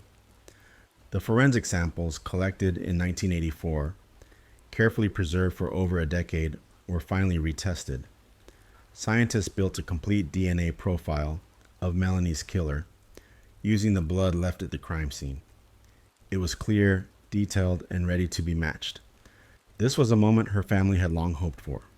Maybe now, someone would finally be identified. But when the system finished its search, the result was devastating. No match. Her killer had never been arrested, never been caught for another crime, never entered into the database. It was a blow to the investigation, but still, it wasn't the end. Police held on to hope. The database was still growing. More names were added every day. They believed that eventually someone related to the killer, or the killer himself, would appear. But it would take patience. And for now, the name they needed was still missing. The family tried to keep living, but the weight of not knowing followed them. Every year that passed without an answer made the grief feel heavier. Not just because Melanie was gone, but because the person who hurt her had never been punished. He was still out there, somewhere, living his life while theirs had stopped. But in time, the city of Bath would be shaken again. Another young woman would disappear, and her name would also be Melanie. 12 years had passed since Melanie Rhodes was murdered. Then, in June 1996, it happened again. Another young woman, another night out in Bath, another disappearance. Her name was Melanie too, Melanie Hall. She was 25 years old, born on August 20th, 1972, to Patricia and Steve Hall. She had recently graduated from the University of Bath with a degree in psychology. Smart, kind, and well-loved by her family, Melanie had a bright future ahead of her. That summer night, she went out with her boyfriend, Philip Carlbaum, to a nightclub called Cadillacs. They were meant to have a good time, but something went wrong. An argument started. Melanie had danced with someone else, and Philip left the club alone. Melanie stayed behind. She was last seen sitting on a stool by the dance floor at 1:10 a.m. Later, she collected her coat from the cloakroom. And then, she vanished. She was never seen again. 2 days later, her parents reported her missing when she failed to show up for her shift at the hospital where she worked. The similarities to Melanie Rhodes' case were chilling. Both young women, both named Melanie, both disappeared after a night out in Bath, and both vanished around the same date in June, exactly 12 years apart. People in the community couldn't ignore the connection. The questions returned. Was it the same killer? Had the man who took Melanie Rhodes come back? The police launched another investigation. They interviewed club goers, taxi drivers, people on the street. A £10,000 reward was offered. Her sister Dominique made emotional appeals. Crime Watch and Crime Stoppers broadcasted her story across the country. Some witnesses came forward. One said they saw Melanie talking to a man around 2 a.m. outside the club. He was described as white, about 27 years old, 5'10", medium build, with dark brown hair. He wore black trousers, black shoes, and a round neck t-shirt. Another witness said they saw a woman, who looked like Melanie, arguing with a man outside a church shortly after 2 a.m. Yet another claimed to see a woman being coaxed into a car in a nearby parking lot. But none of the leads led to an answer. Melanie Hall had disappeared without a trace. For weeks, the search continued, but nothing turned up. No phone calls, no belongings, no body. Her parents held on to hope, but inside they feared the truth. Melanie wasn't the kind of person to run away. She was responsible. She loved her job. She loved her family. And deep down, everyone knew something terrible had happened, just like it had 12 years before. And once again, the streets of Bath were filled with fear. Weeks turned into months. Melanie Hall was still missing. No one had seen her. No one had heard from her. And yet, her parents kept waiting. Every phone ring brought a moment of hope, followed by silence. Every knock at the door made their hearts race, only to fall again. There were no answers, just a growing emptiness, and an empty chair at the dinner table. Police continued to search. They followed every lead they could, but it felt like chasing shadows. Unlike the murder of Melanie Road, this time there was no crime scene, no trail of blood, no signs of a struggle, just nothing. Melanie had simply vanished into the night. Authorities suspected foul play. She wasn't someone who would walk away from her life without a reason. They knew something had happened, but without a body, it was hard to prove. The case stalled. Years passed. Still, her parents never gave up. They campaigned, begged the public for help, increased the reward money. They tried everything. Then came a terrible moment. November 17, 2004. A road maintenance worker was clearing a slip road off the M5 motorway just outside Bath. While working, he noticed something unusual in the grass. A plastic bin bag, tied shut. Inside, human bones, a skull, a pelvis, a thigh bone, a ring. Nearby, a second bag was found. It was tied the same way, with string. More remains were scattered in a nearby field. The police were called. Forensics teams moved in quickly. Among the remains, they found a small ring. They showed it to Melanie Hall's parents. Her mother gasped. It was hers. A gift from Melanie's grandmother. A ring she always wore. Tests confirmed what the family feared. The remains belonged to Melanie Hall. She had been killed, and her body had been dumped like garbage along the motorway. The autopsy revealed what had been done to her. She had suffered severe blunt force trauma to her head, jaw, and cheekbone. Her injuries were brutal. But something else stood out. The way her body had been left. It looked rushed, not planned, like the killer had panicked and discarded her quickly. That detail made investigators believe it was a crime of opportunity, not premeditated. For Melanie Hall's parents, the pain was indescribable. They had waited 8 years, 8 birthdays, 8 Christmases, hoping for a knock on the door, hoping for their daughter to walk in. But instead, they were left with bags of bones. The closure was small and bitter, because they still didn't know who had done it, and the killer was still out there. The discovery of Melanie Hall's remains shook the country. For years, people had held on to the hope, however small, that she might still be alive. But now there was no doubt. She had been murdered, and whoever had done it had hidden her like something disposable. A plastic bin bag, tied with string, left beside a motorway like nothing more than trash. The sadness that followed was deep, but for investigators, something else came with it, a clue. That string. It had been wrapped tightly around both bags, and when forensic experts examined it, they found something crucial. DNA. It wasn't Melanie's. It belonged to a man, her killer. But when they ran it through the national database, just like they had with Melanie Rhodes' case, there was no match. Once again, the killer had avoided detection. Still, the investigation pressed on. Police released more details to the public, hoping someone might recognize something. They announced that 3 keys had been found in the same area as Melanie's remains. The keys belonged to a Ford car.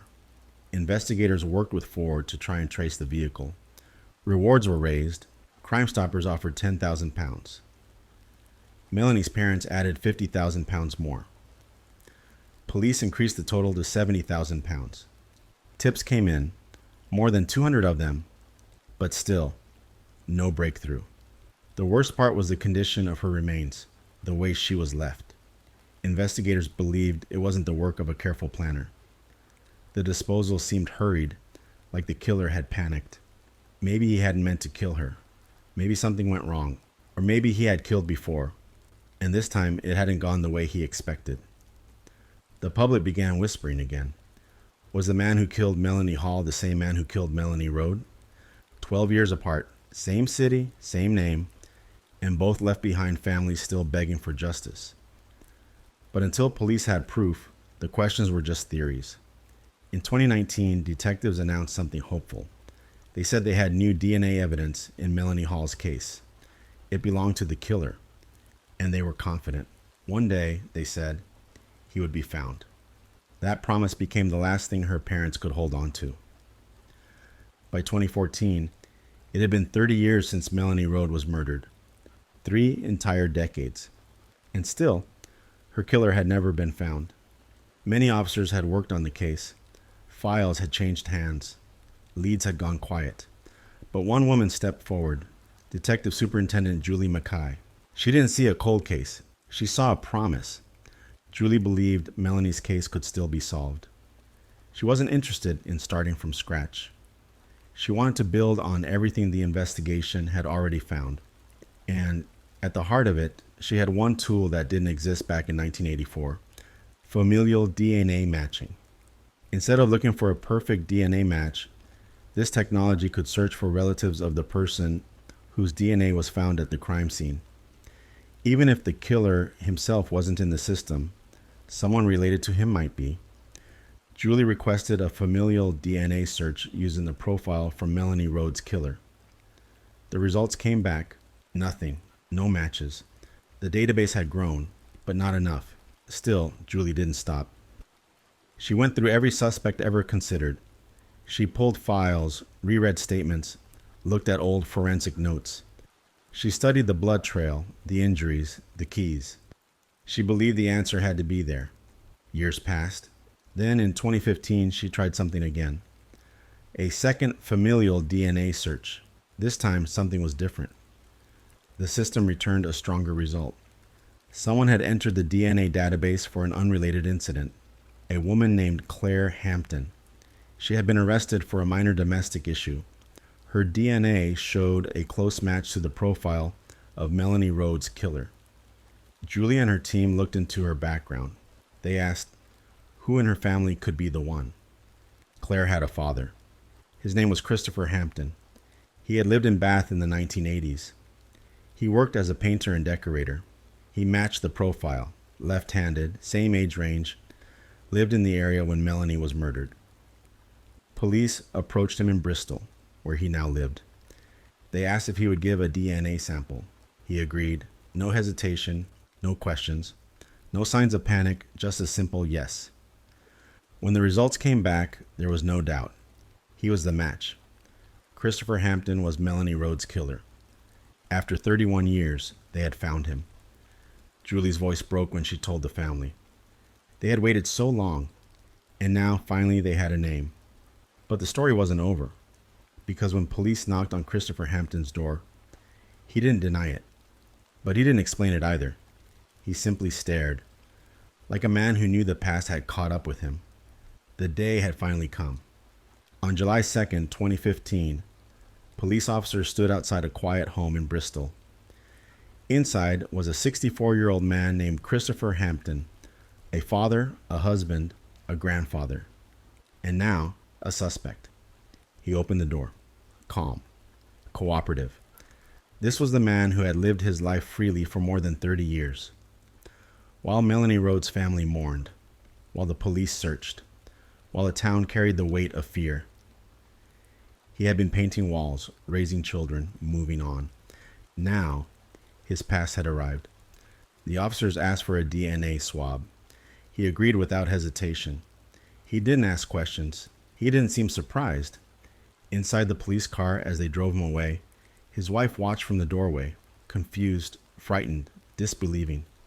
She asked, "Will I see you tonight?" Christopher looked at her and replied softly, "No, you won't." It was the first time he spoke with meaning. He knew what was coming. The DNA results confirmed it. He was an exact match to the blood found at Melanie Rhodes' murder scene. The match was undeniable. There was no need for speculation, no more theories. The search was over. He was arrested and charged with Melanie's murder the next day. The news shocked everyone. Christopher Hampton had never been on the police radar. He wasn't among the 94 men arrested over the years. He wasn't one of the 2,500 swabbed during the original investigation. He had quietly slipped through all the cracks. Now, after decades of hiding, his face was in the headlines. People who knew him were stunned. To them, he was a hardworking man, a quiet neighbor, a father of 4. How could a man like that do something so violent? He didn't resist arrest, but when questioned, he said nothing. No apology, no confession, no explanation. He didn't even try to deny it. It was as if all the years of silence had become part of him. And now, with the truth finally exposed, he had nothing left to say. But the courtroom would force him to speak one way or another. March 2016. The courtroom in Bristol was quiet. The man standing trial was not who anyone expected. Not a stranger with a long criminal past. Not someone with violent records.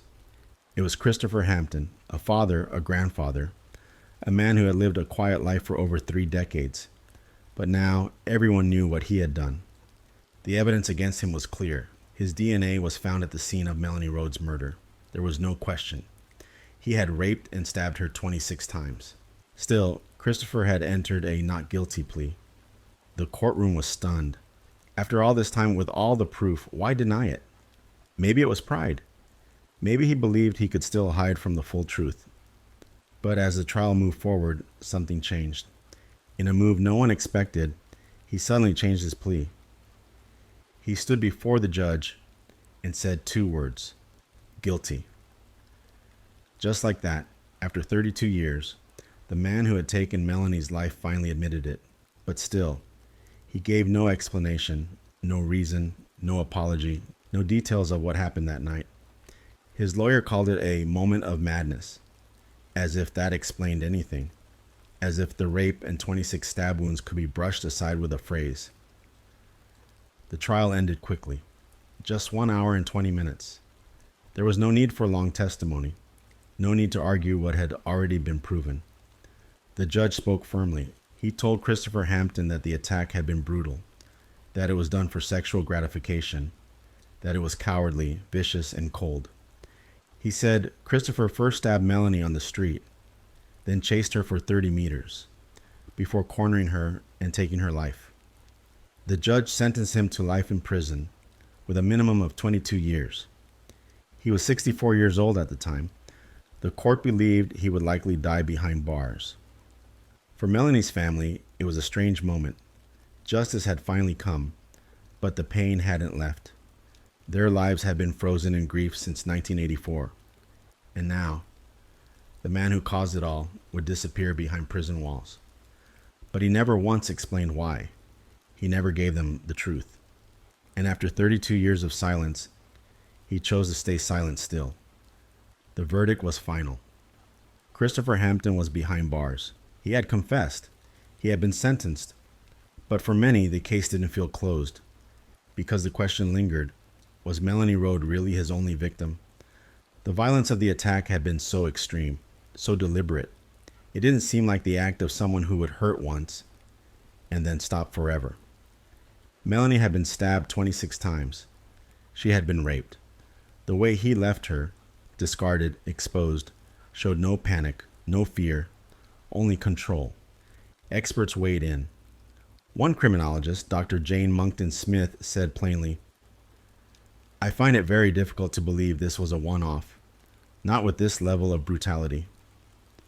The police had similar thoughts. They wondered, had Christopher Hampton done this before? Had he done it again?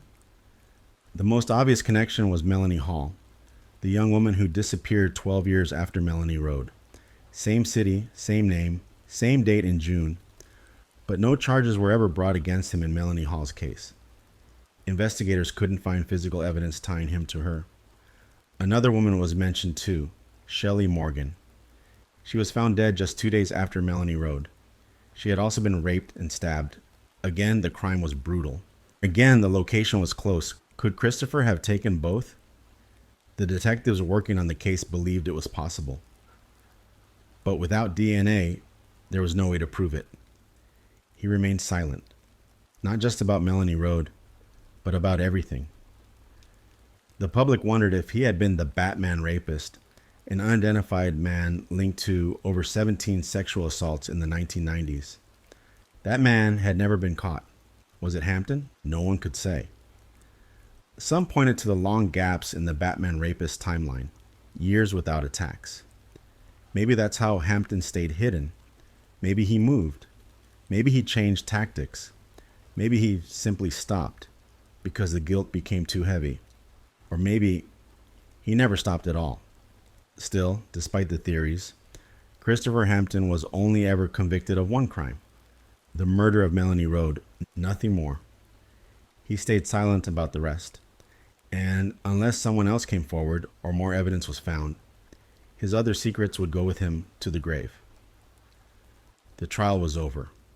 The man responsible had been named, but for Melanie Road's family, true peace remained far away, because the pain they carried never left. Her mother, Jean, remembered every detail of that day in June 1984. The moment she heard Melanie's name over the loudspeaker, the way her heart dropped, the frantic dash to the police car, the silence that followed the officer's words.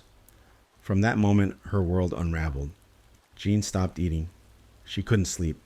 Her husband, Anthony, withdrew completely. He couldn't talk about Melanie. He couldn't even say her name. Their son, Adrian, left college. He couldn't focus on exams while his sister's life had been taken. Their daughter, Karen, came home with her newborn baby, but the shock was so heavy, her body stopped producing milk. Melanie's murder didn't just take her life, it took theirs too. Jean walked the streets of Bath in silence, revisiting the places she had once gone with her daughter.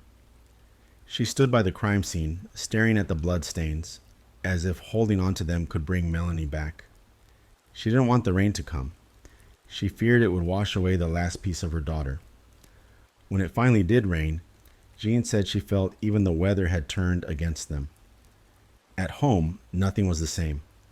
Their family became a house of grief, a place where meals were quiet and smiles were forced. Even the simplest moments, like walking past Melanie's room, felt too heavy to bear. Years passed, but the weight didn't lift. When Christopher Hampton was finally caught, it gave the family something they hadn't had for 3 decades, a name. But it didn't give them answers.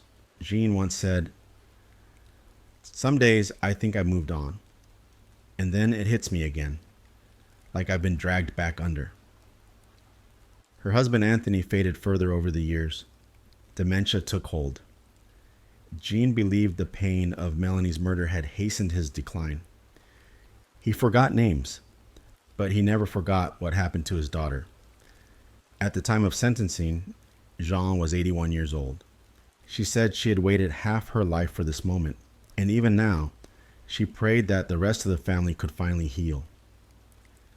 She ended her statement with a line that echoed through the courtroom. "Nothing will bring Melanie back, but I pray that the rest of the family can be reunited."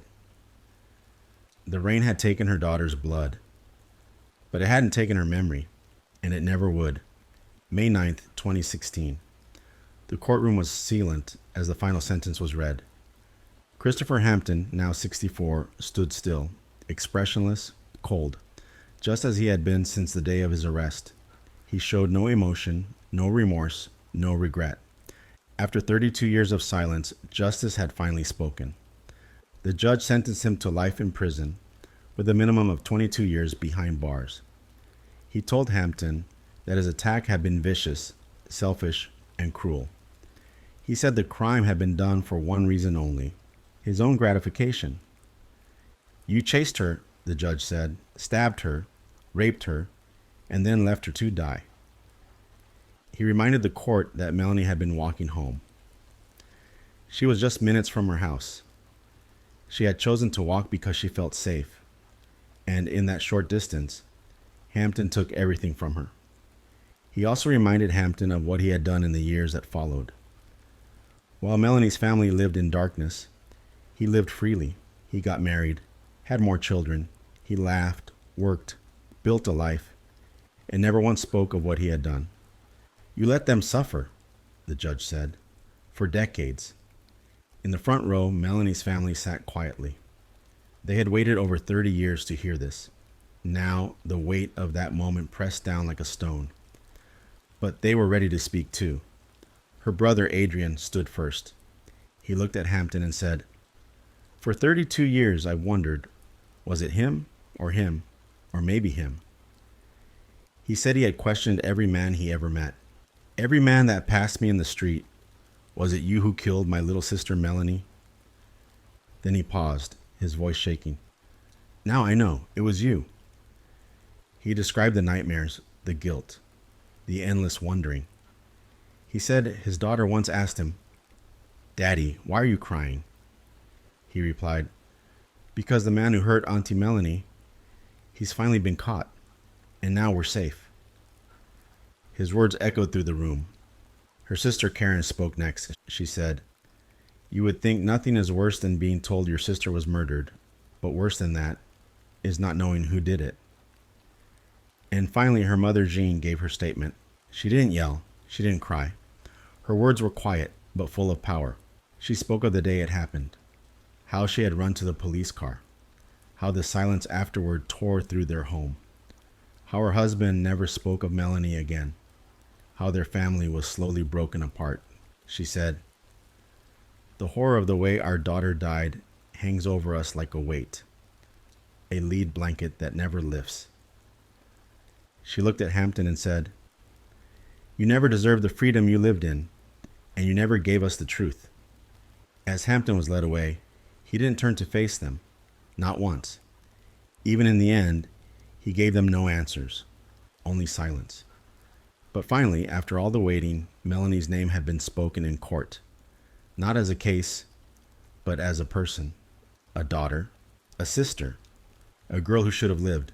Two young women, two lives full of promise, two names, Melanie, and one city that would never forget either of them. For many, the case of Melanie Road and the case of Melanie Hall became forever linked, not just by coincidence, but by something deeper. Same first name, same town, same warm June night, 12 years apart.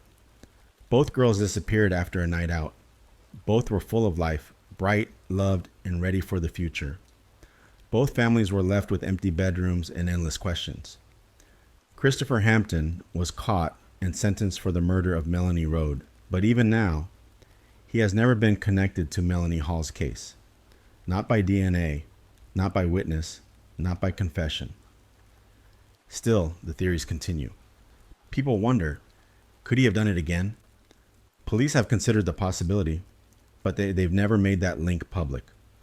As of today, Melanie Hall's case remains unsolved. Her remains were found in pieces beside a motorway. Her killer has never been named, and her family, after waiting years just to find her, still waits for justice. Two Melanies, one who died just meters from home, one who vanished into the dark and was found 8 years later, buried in plastic bags. Both families lived with the same pain, the wondering, the not knowing, the empty chairs, the birthdays missed, the dreams undone. And in both cases, the silence was the hardest part. Because even when the killer of Melanie Road was caught, he never explained why. He never described the moment, never said what drove him to do what he did. No answers, just a blank face in court, just silence. And Melanie Hall's parents, they still have no face at all. Only the hope that one day, like John and Anthony Road, they too will hear the words they've waited for. "We found him."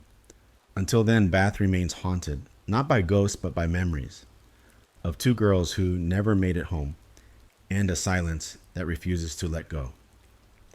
Years have passed. The courtroom has gone quiet. The headlines have faded. But for the families of Melanie Road and Melanie Hall, the story never truly ended. Melanie Road's parents, Jean and Anthony, lived long enough to see justice.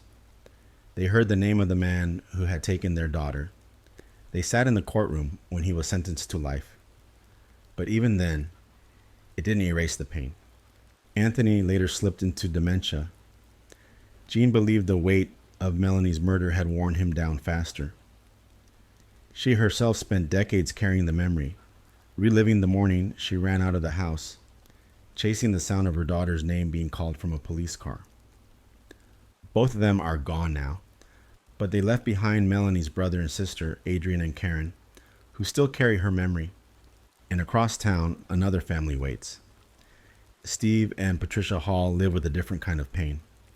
The body of their daughter, Melanie Hall, was found in pieces, wrapped in plastic, thrown beside a motorway. But her killer was never caught. No name, no arrest, no face, just questions. Still unanswered. Investigators have said they remain hopeful. DNA evidence was recovered from the string used to bind the bags. Technology is improving every year. The chance of finding a match grows stronger. They believe the truth will come. But the wait is long, and the silence is heavy. Bath is not the same city it once was. The streets are still beautiful. The buildings still shine with old stone. But beneath that charm is a memory. 2 girls named Melanie, who never made it home. And so we end here. Not with closure, not with certainty, but with a quiet wish that both Melanies may finally rest, and that those who love them find peace too. If you've stayed with us through this story, thank you. Please take a moment to like, share, and subscribe. It helps more than you know and allows us to keep telling the stories that deserve to be remembered.